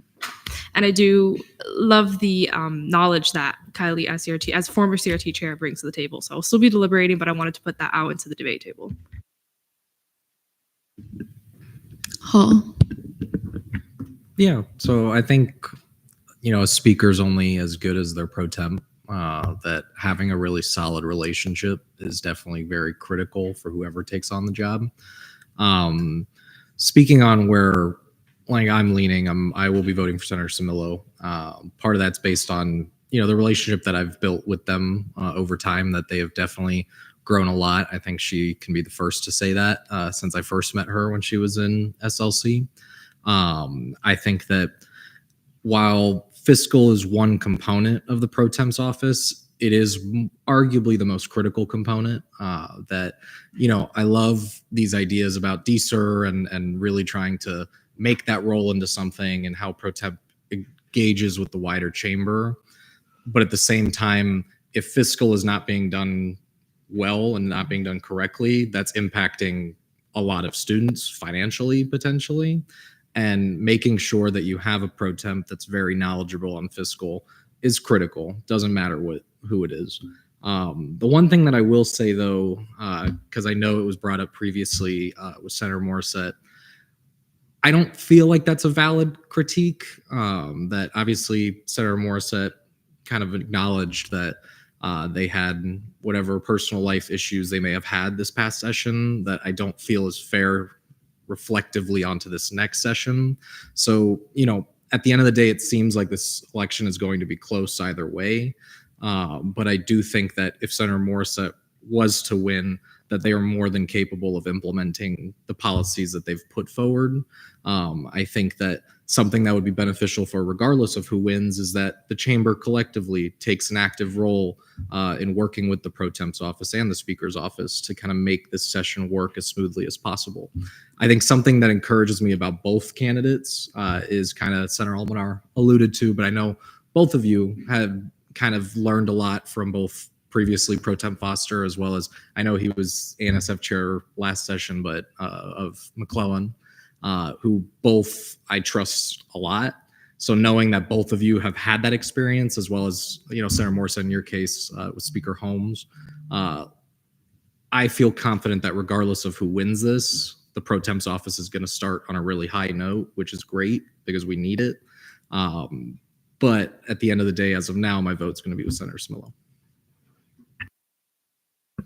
We have 3 minutes remaining.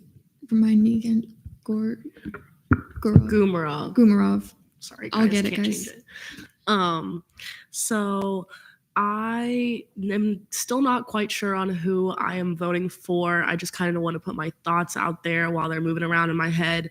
That I do love Senator Morissette's experience in shadowing pro tempores. I think that that's really the best way you can learn about the job is stepping full foot and seeing kind of what they do on a day-to-day basis. I will say from experience that Senator Simillo, coming into the Senate, I am new, and just from orientation, I have heard nothing but good things about her. And all the work that she's done for committee chairs and for just everything that she sat in on, I just heard that she had such a hands-on experience and approach to it. So it's hard deliberating between the both of them, but I'm glad that I've heard both great things from both of you, and I've heard nothing bad so far. So Butler. Okay, so hello everyone. My name is Lise Butler. So I've had the pleasure of working with both of these candidates as FAO chair last session, but I'll be voting for Danny, not only because she has the past experience mentoring, but she's also taken on some of the last pro temp's responsibilities by choice, by sitting on other committees and just helping out like that. She has vast knowledge of legislation and fiscal knowledge. So she doesn't just have one side, she has all of it. And I loved her presentation and timeline. She wants to keep us accountable but also having us keep her accountable. And I think her details and everything that she wrote down would be beneficial for the student body. And every time I needed to talk to her or anything, 1 minute she'd always remaining. be open.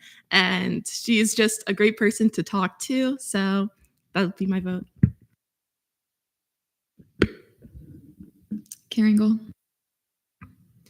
Yeah, again, just Adam Kringle. I also wanted to clarify from the previous point. I do understand that, they did have that issue during one of the semesters, but I will say the performance issues have been an entire session thing, also with absences within the CRT committee. She was assigned by the pro temp to sit on the CRT committee as the pro temp representative. And I think absence was 50-50 every single time. We never knew if she was going to show up or when she was going to show up. I also do want to hit that Kylie did also have a 60-day plan in her presentation, and that she also did shadow the pro temp's office. She does know the inner workings of the office as well as through her time in SGLC. There's 8 seconds left in debate. Do we have a motion? Almanar. Move to vote. All right, there's been a motion to vote. Are there any objections? Seeing none, we are now in voting procedures. 1 Kylie, 2 Danny. Yeah, candidates, if you want to go back to your seats so you can vote as well.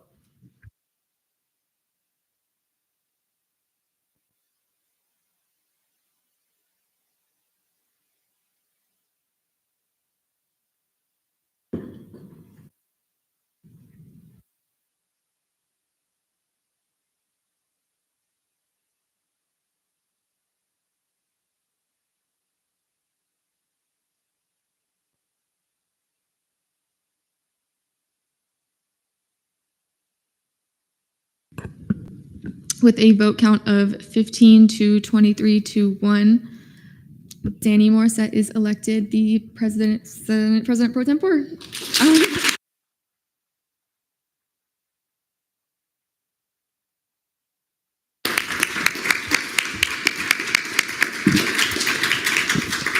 I move for a 5-minute recess at 10:07 p.m.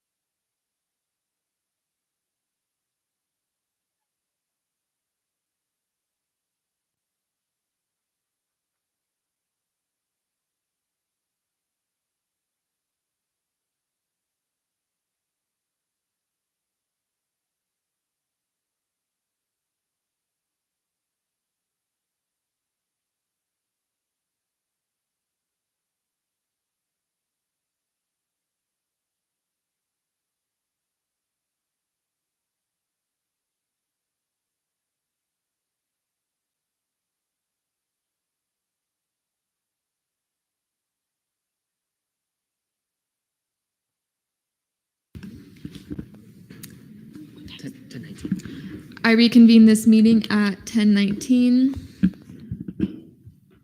Attorney General's report. Congratulations to those who are newly elected. Newly enacted internal bills will be updated into statutes by next week.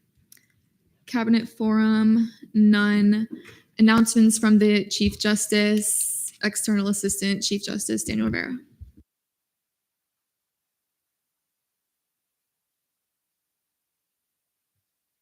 Hello, everyone. For those of you who don't know me, my name is Daniel Rivera. I serve as the External Assistant Chief Justice for the Judicial Branch. And on behalf of the Chief Justice and the entire Judicial Branch, we want to extend our warmest congratulations to you all for taking your seats today, to all the candidates who ran for Senate President and Pro Temp, and then to the new Speaker and the new Pro Temp, congratulations on your elections. We are very excited to see how you guys lead this session. So, some announcements for the Judicial Branch is that we have begun our transition season. Leadership and our committee chairs have started to compile updates and new material for the incoming council, since we are expecting quite a big turnover, just to get them on a running start. And our final meeting will be next week, Wednesday. Any questions for the Chief Justice report? Seeing none, thank you.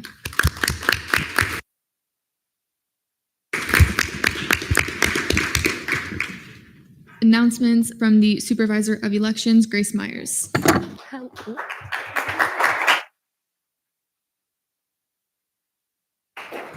Hello, everyone. Obviously, congratulations on those newly elected, and also all of you in the room who were elected for your seats. For those of you who I've never personally met face-to-face, I'm Grace Myers. I was your Supervisor of Elections for this year, and I'll be around until the end of spring. So yeah, if you have any elections feedback, please let me know. I'd love to get some, if y'all have any ideas, write some initiatives down for the future election commission of this session. And let's see, do I have anything else? Yeah, I don't think I've ever seen this room so full. So I'm super impressed. Thank you all for taking the initiative to be here. I'm super excited to see what everyone does. And yeah, once again, congratulations, and let me know if you need anything or have any feedback from the last election. And thank you. Any questions for the Supervisor of Elections? Seeing none, thank you.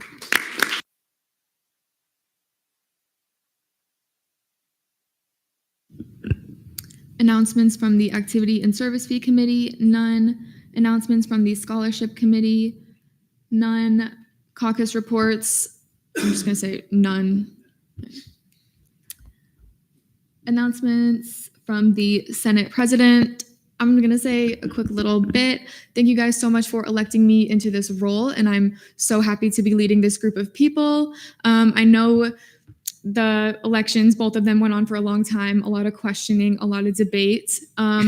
Usually we do have more efficiently timed meetings in the future with questioning and debate, but I do think it is needed for such roles like these. So bear with us, we will have shorter, more fun meetings in the future. Don't even worry about it. But yeah, I will be looking into my ELA, ILA roles pretty soon.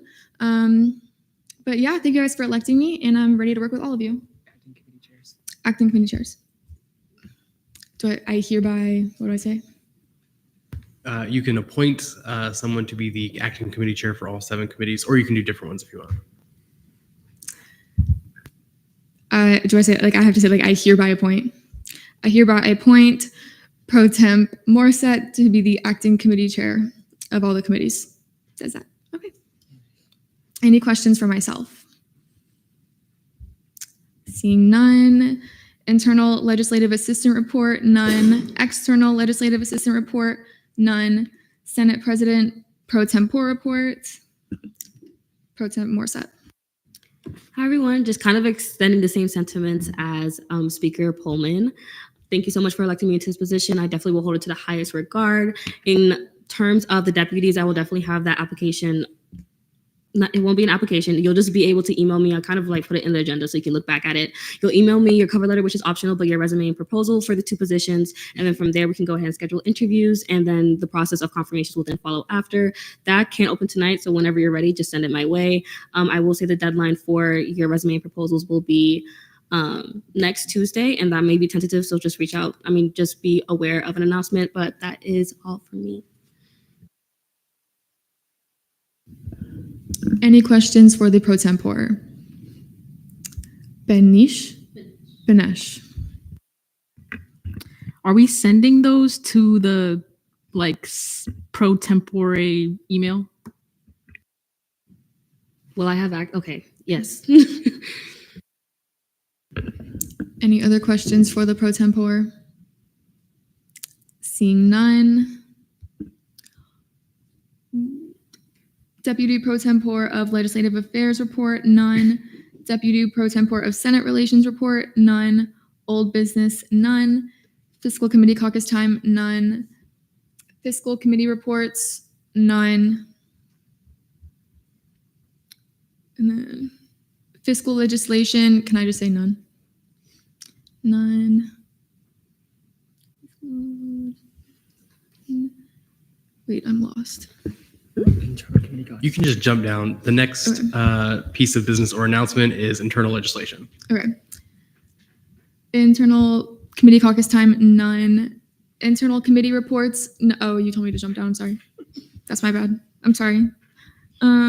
Internal legislation, notice of legislation on first reading, bills, and tell me if I'm saying this right. Internal bill, wait, I can't see the number. 5601, 2024-2025, funding limitations for registered student organizations. Senator Wanjin, I hereby remand to ORS.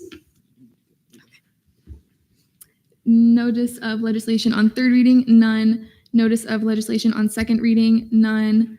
Senate Forum, Deare. I just want to say y'all did great. I love seeing everyone's debate and questioning.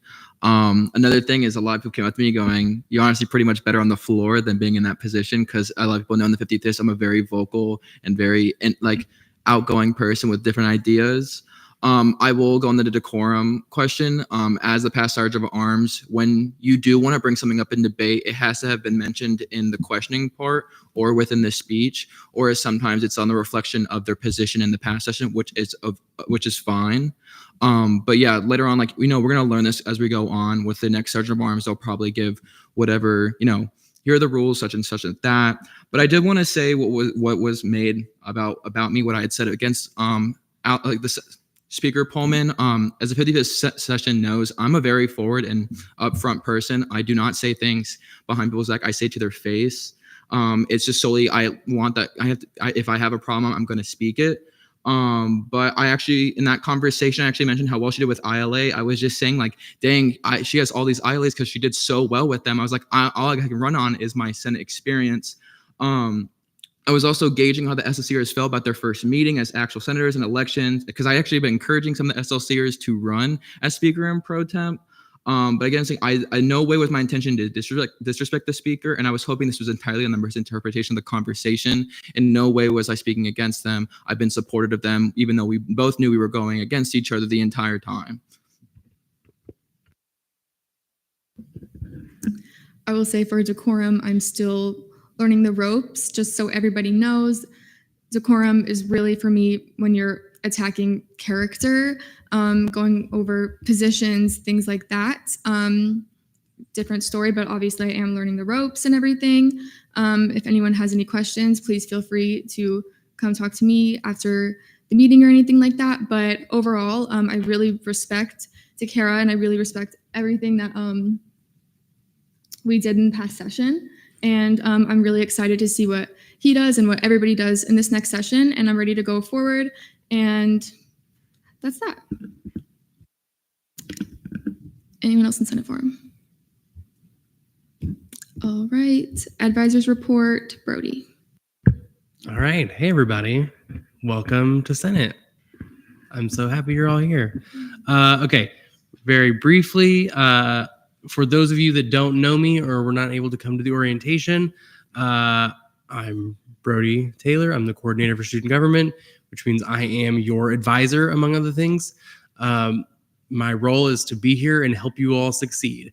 Sometimes that looks like giving a nod to the speaker saying, yep, you're doing great. You're doing great, by the way. Sometimes it means answering a question. Frequently it means just having conversations in the office, chatting about whatever it might need help with, connecting you to resources on campus, whatever it is that you all will need to be successful. My job is to help you with that. So yes, if you need anything, if you need support of any kind, let me know. Come chat with me.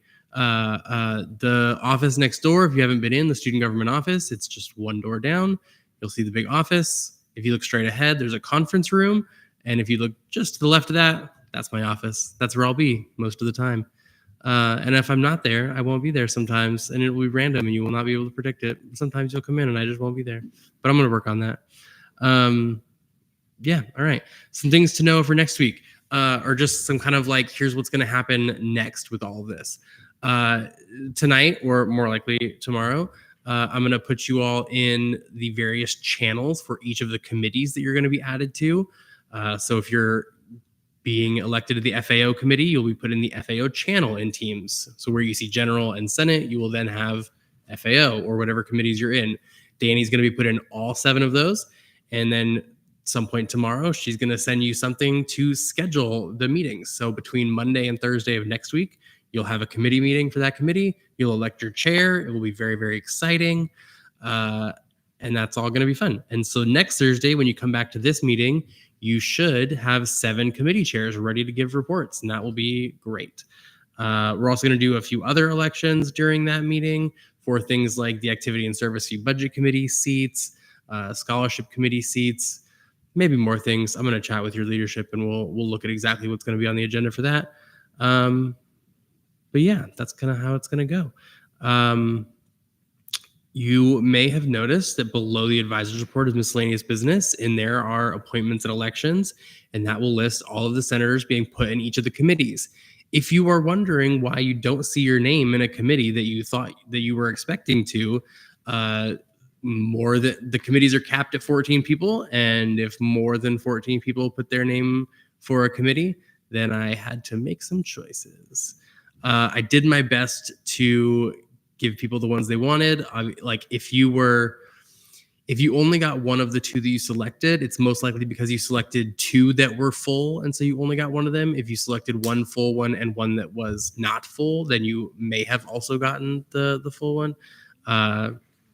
There's no easy way to do it, so I made some decisions. If you're not happy about it, you can let me know.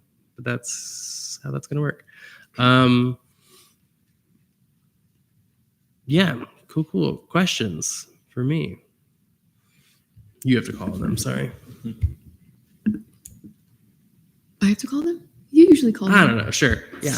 Jordan, what's up? My only question is that committee time that we're like scheduling like our availability and stuff, is that for just the rest of this semester, or will that also be for next semester in the fall? Correct. That will be just for this semester. I mean, technically up to Danny at this point, but this semester you only have 1 week of it, so it will just be for the meeting next week, and then your new committee chair, whoever you elect, will find a time for summer semester. Generally, the committee times shift semester to semester because your classes change. So yes, that will be just for next week, and then your committee chair will work with you all to schedule a time for the summer. That's consistent, hopefully. Any other questions for me? All right. Now we're going to do something else that I will do each week, which is Senator Shoutouts. Sometimes you'll be grumpy at me for doing it because it will be 11:30 and you'll be tired, but I think there's value in doing it each and every week. I think there's value in you all propping up each other and shouting out the good things that the rest of your fellow senators are doing on any given week. So I'm going to keep doing it, whether you like it or not. Yeah, let's do some senator shout outs. This is your chance to throw some props to your fellow senators. Who's got one? Yeah, Danny. All the new senators did great tonight in terms of debate, questioning, listening. You guys did amazing. But I specifically want to shout out, and if I butcher names, please tell me. Senator Banesh and Senator Gumarov and Senator Shen. You guys were very active throughout the Senate meeting. And I just think for your first session, because I was not that active during my first meeting last session, you guys did truly great and just amazing. Yeah, Jordan.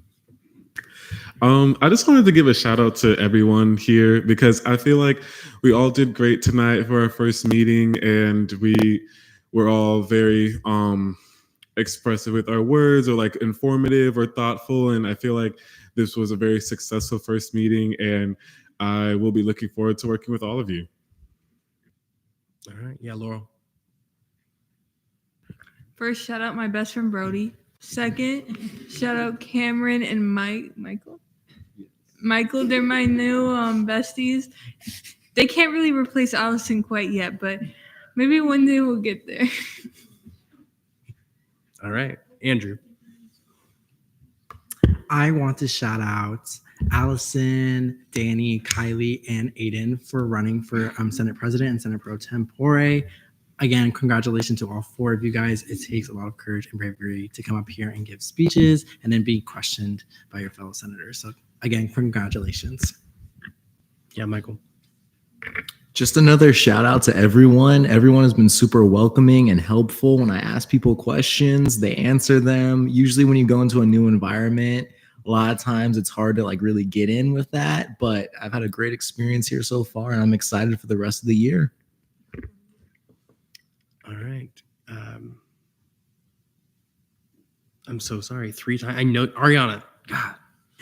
I have 2 shout outs. First, shout out to Michael because we're work neighbors. I work at Guardians. He works at Nemo. Go say hi to Epcot. Shout out to CCIE because, guys, I'm a CCIE chair now. Yeah. Okay, that's all. All right. JC.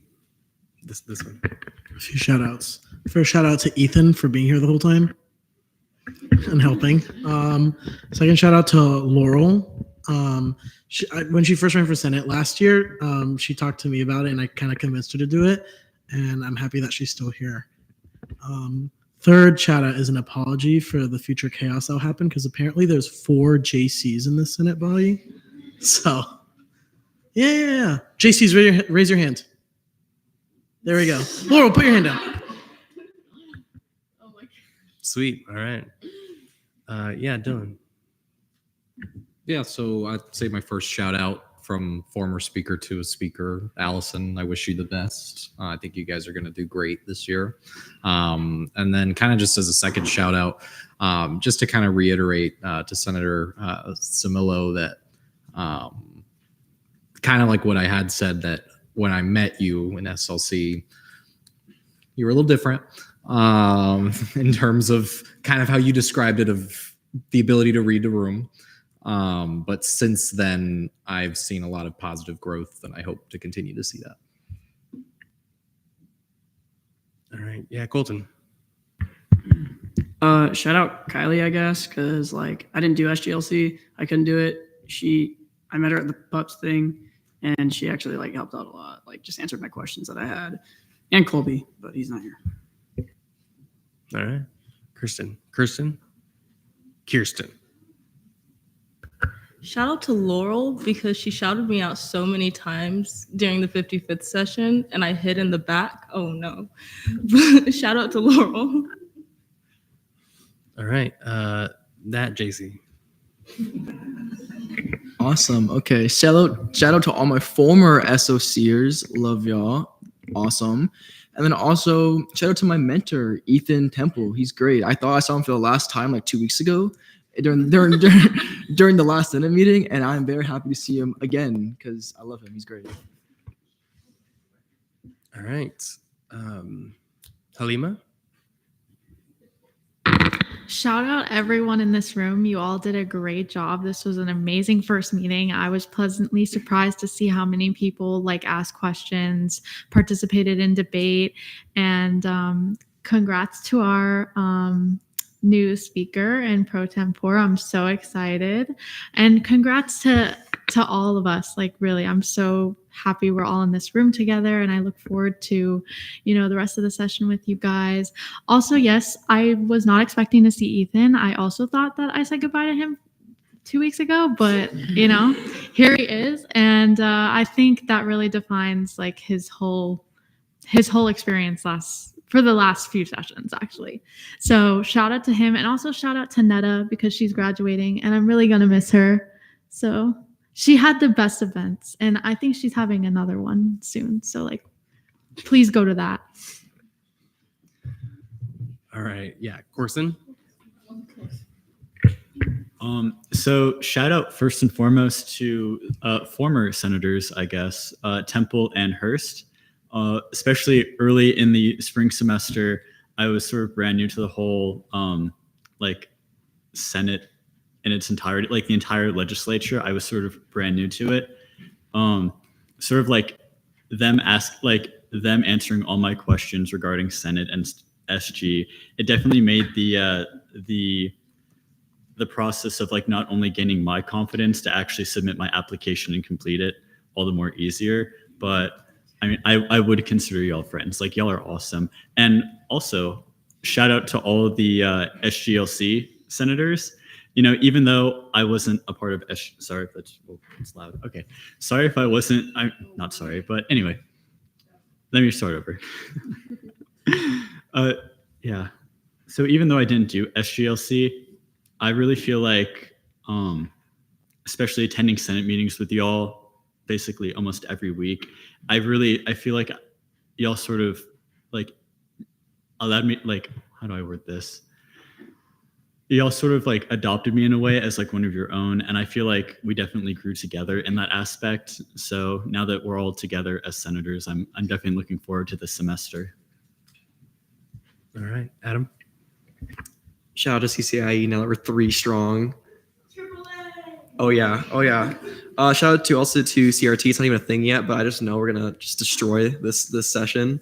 Shout out to the new speaker and pro temp. Congratulations, you guys. Congratulations to Kylie and Aiden as well for going through the gauntlet. It's a hard thing to do, but you guys did great.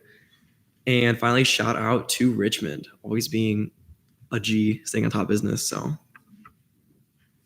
all right, Chris. Shout out Colby. I think one time Brandon said that he had class on Thursday, so he probably skipped it to be here. So I know that kind of sucks, but all right. Well, he didn't tell me that. I would have told him not to, but good on him. Jason. Shout out to Brody, my op. No idea the wars I just went through. Shout out to Laurel. No reason given. Shout out to our new speaker and our new pro temp. Also, congratulations to Kylie and Aiden. You both did an amazing job at your presentations. And I also hope that the speaker's office and future pro temp's office is very successful. Also, shout out to all the new senators who did speak up. I know that when I just joined as a senator, I was dead silent and did not turn on that microphone. So it's really good to see that you guys are active and like listening and engaging in Senate, even if you guys are a little nervous. I just want you to know, I only barely understand. Like when you said op, I was like, I only barely understand what that means. I'm almost too old. So just like right. opposition in general. No, I got it, but I'm saying I almost don't. All right, Laurel. Shout out, as Kirsten's godfather says, my little Kirsten. I love. What's happening right now? I did quote her private story because we're locked in like this. Kirsten was the best mentee I've ever had, on the record. What? All right. Camilla? Shout out everyone. Also shout out Mia's jacket. Mia, I loved your jacket. It's everything. I love it so much. Shout out JC's outfit. She's laying. Shout out everybody else. All right. Love it. Yeah, Jordan.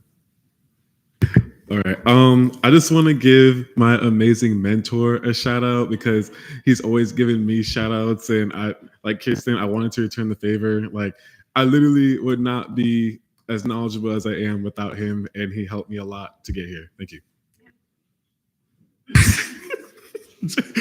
Senator me. All right. I don't know what's going on there, but all right, Amanda. I just wanted to shout out everybody that was speaking tonight. Y'all took the literal mantle of yapping, so I was not doing all that. I'm so excited for all the new senators that were the yappers. Thank you. I'm so excited for you guys to do that. I wanted to shout out Ethan. Thank you for being here. We're going to miss your Roman history facts. No, we're not. And then lastly, Lastly, I wanted to shout out Luke Brown over there in the back. That's Fuki. He did not have to be here. He's an EC and he's supporting all of us, along with Grace. That's also Fuki. And then they're not here, but President-elect Bryce was also here, like after class, and I didn't even know he was gonna stay. And I was like, who's that person in the back? And I was like, oh wait, that's a president-elect. I thought that was pretty cool. Shout out to him. That's it. Ethan, you're not a senator, so it's not gonna happen. Aiden. This may be a little controversial, but honestly, shout out to the people that voted against me. I'm gonna be real with you.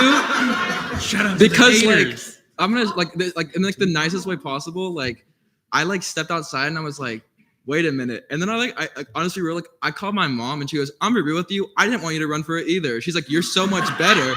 She's like, I hear, but like she goes, I read those little like the little she follows the student government thing. She goes like, I see the proclamations you've written. She goes, you're so much better writing that stuff.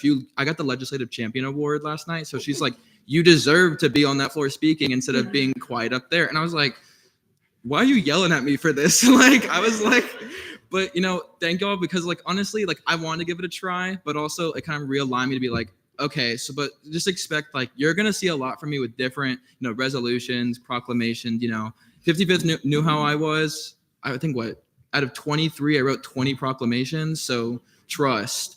CCIE, Grace. I'm pretty sure most of that was a self shout out for Aiden, just shouting himself. But we're gonna let it roll. All right, Kirsten. Shout out Aiden, Ethan, Jason, and Amanda, just because I love the little yappers in here. They're my favorite. And Laurel. All right, JC. I forgot this. Shout out my homeboy Dylan right here. I've known this guy for years. This is like my first friend at UCF, by the way. Like the first person I talked to, I'm like, oh, this guy's valid. He's like a therapist sometimes, so don't annoy him about your problems, but he will be there to listen. I love this guy, like actually. He's one of my groomsmen. He doesn't know it yet, though. Also, Ethan, give us a history fact real quick on the spot. Nope. This is my time. I reclaim my time. Jason. Okay, I forgot to say thank you to Amanda Lazo. Shout out to her. She took a hit in the war, and I appreciate that. Okay, I won't explain why, but I just know that I appreciate her. All right. Yeah, Adam. I forgot. I feel so bad. Shout out to the advisors. You guys are always amazing. Yes, we are. Of course. Hi, I forgot to mention as well, shout out to Senators Lazo and Shannon. They are both in lead scholars with me. Senator Lazo was actually my peer mentor back in fall semester. So without them, I highly doubt that I would be in the Senate right now. They definitely helped inspire me to actually pursue this. So, All right. Thank you. JC. All right, yeah, I forgot to shout out my man Brody up there because we talked about Jaguars football for like 45 minutes today. It was sick. I've never met another Jaguars fan, mainly because there's not many of us. But yeah, I was super Duval. That's W. But I was very happy. Thank you, Brody. All right. Awesome. All right. I can't explain it to you right now. Any other senator shout outs? Wonderful. Oh, yeah, Aiden. Can I like jump back to something real quick? Yeah. No. It's not like it's actually like something like pertaining to this. I'm meeting with someone within the UF Senate. If you guys have anything that you want to bring up to them, please let me know so I can start talking to them about that. Trust. You think I was gonna do it just as speaker? I'm doing everything I did up there still as a senator. So I'm just letting y'all know. That's why I said jump back. All right. Relax. All right. Yes, JC. I just want to say shout out to y'all and other JC. I'm from Jacksonville. I literally told you I go to the Jags games, and also why is my thing sounding like that? All right. Seeing no further senator shout outs, we're gonna move on to Netta. Hey y'all, second to last meeting complete. Cha-ching. Congratulations to what? Okay, congratulations to Speaker Pullman and Pro Tem Morissette. Woo!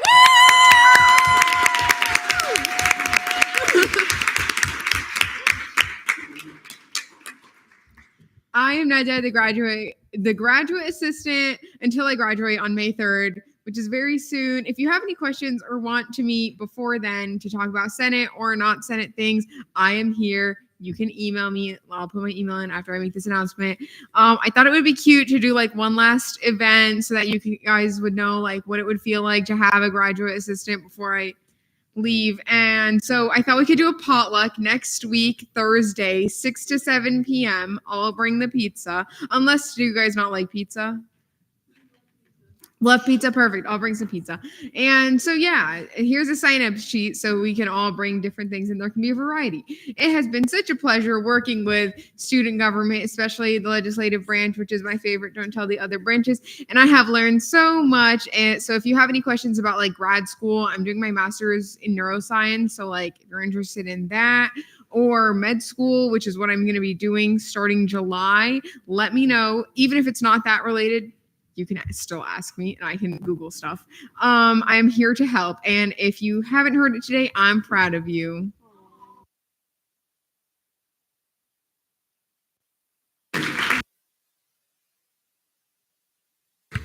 Hello. I'm just gonna read this. Hello to every new face and those who have returned. My name is Maddie, and I'm gonna be the 56th session student assistant. I was also the 55th. Basically, I do your paperwork. So whenever you pass legislation, I make sure it gets to the people it needs to get to, and I send it out when it's enacted, blah, blah, blah.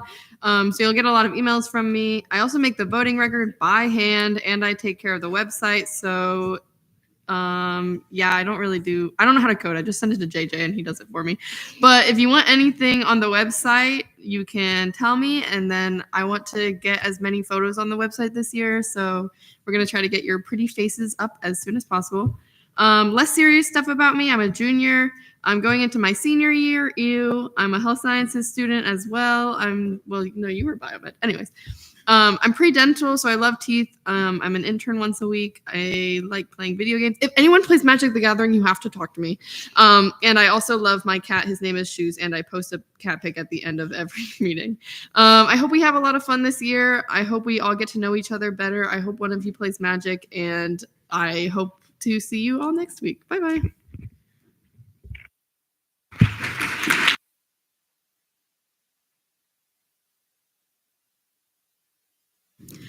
Miscellaneous business, elections.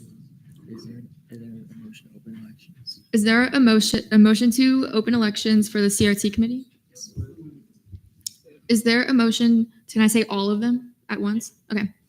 Is there a motion to nominate Anna Gabrielle Benish, Tyler Borges, Adam Caringle, Kylie Samillo, Katrina Gumarov, Ryan Kaufman, Shane McDermott,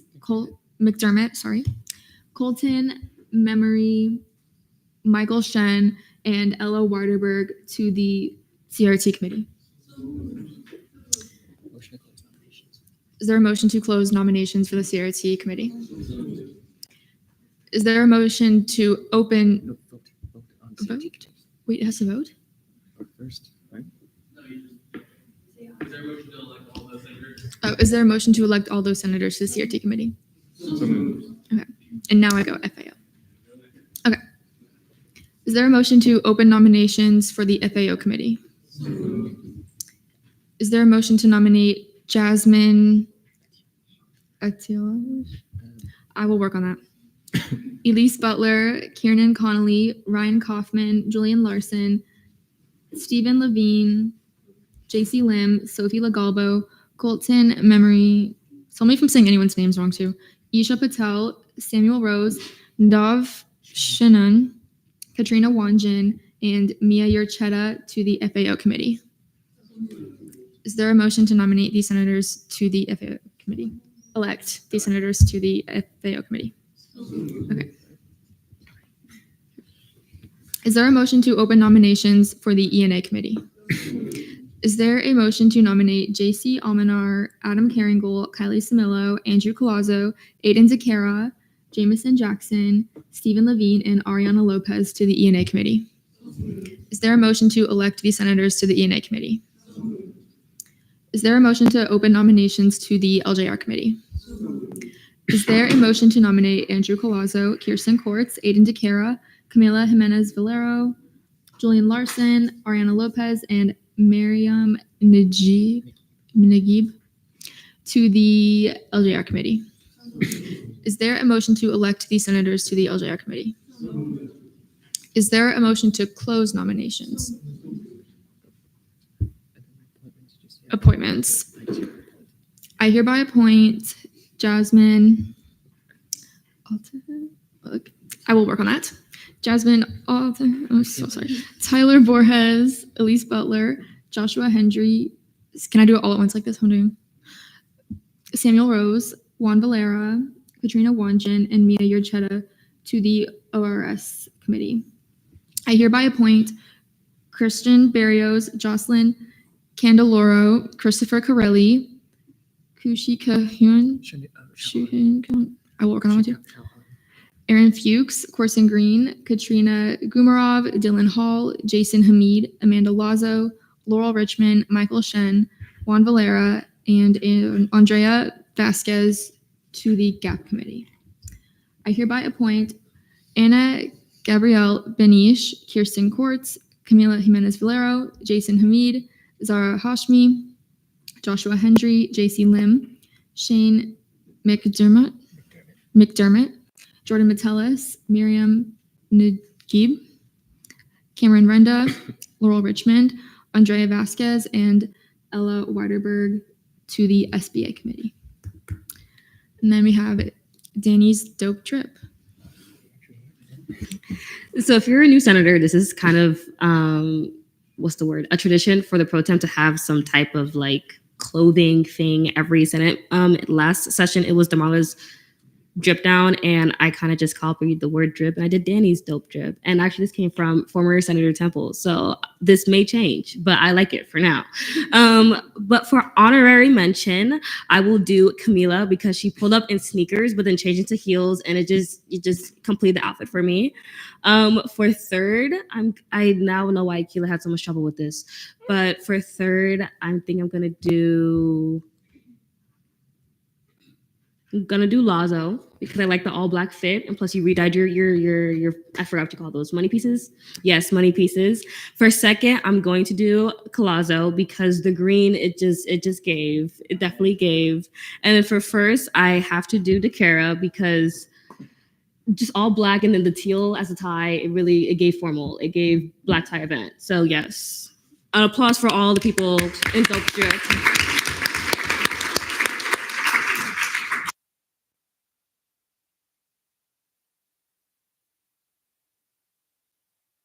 Is there a motion?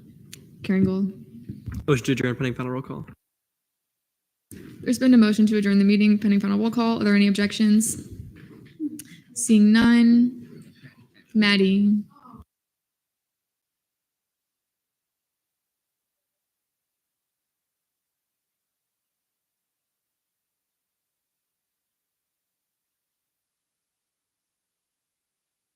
Just do it on here. Yeah, I don't have access anyways. Okay, Amanda Lazo. Present. Mia Richetta present. Thank you. Christopher Corelli. Present. Christopher Levine. Stephen Levine. Jackie Lim. JC Lim. Present. Danishka Morissette. Present. Adam Caringle. Present. Aiden DeCara. Yo. Thomas Bogoda, sorry. Elise Butler. Present. Kieran Connolly. Present. Katrina Gomarov. Present. Jason Hamid. Present. Ryan Kaufman. Julian Larson. Shane McDermott. Present. Colton Memory. Present. Jordan Metellus. Present. Samuel Rose. Present. Nadav Shanun. Present. JC, the one in front of me. He's here. Present. Christian Barrios. Dylan Hall. Jameson Jackson. Birdie, I can't see you. Jasmine. Oh, Idolage. Kusha Kahan. Shohan, thank you. Kylie Samillo. Present. Miriam Nagub. Present. Katrina Wangen. Isha Patel. Ella Weidenberg. Present. Corson Green. Present. Joshua Hendry. Tyler Borges. Adrian Lopez. Art. I have dyslexia, okay? Like, actually diagnosed. I'm here. I should not do this. Halima Al-Kuda. Present. Annie Gabriel, I can't see the rest. Anya Banesh. Gabrielle Banesh, present. Thank you. Jocelyn Condiloro. Present. Andrew Kalaz. Present. Kirsten Kortz. Present. Rihanna Duke. Aaron Fuchs. I can't see the Camila Jimenez Valero. Present. Zara Hashimi. Present. Sophia Logabello. Allison Pullman. Present. Cameron Renda. Present. Laurel Richmond. Present. Michael Shen. Present. Juan Valera. Present. Varela. Andrea Vasquez. Present. Okay. 38 out of 52. Quorum is verified. I adjourn this meeting at 11 p.m.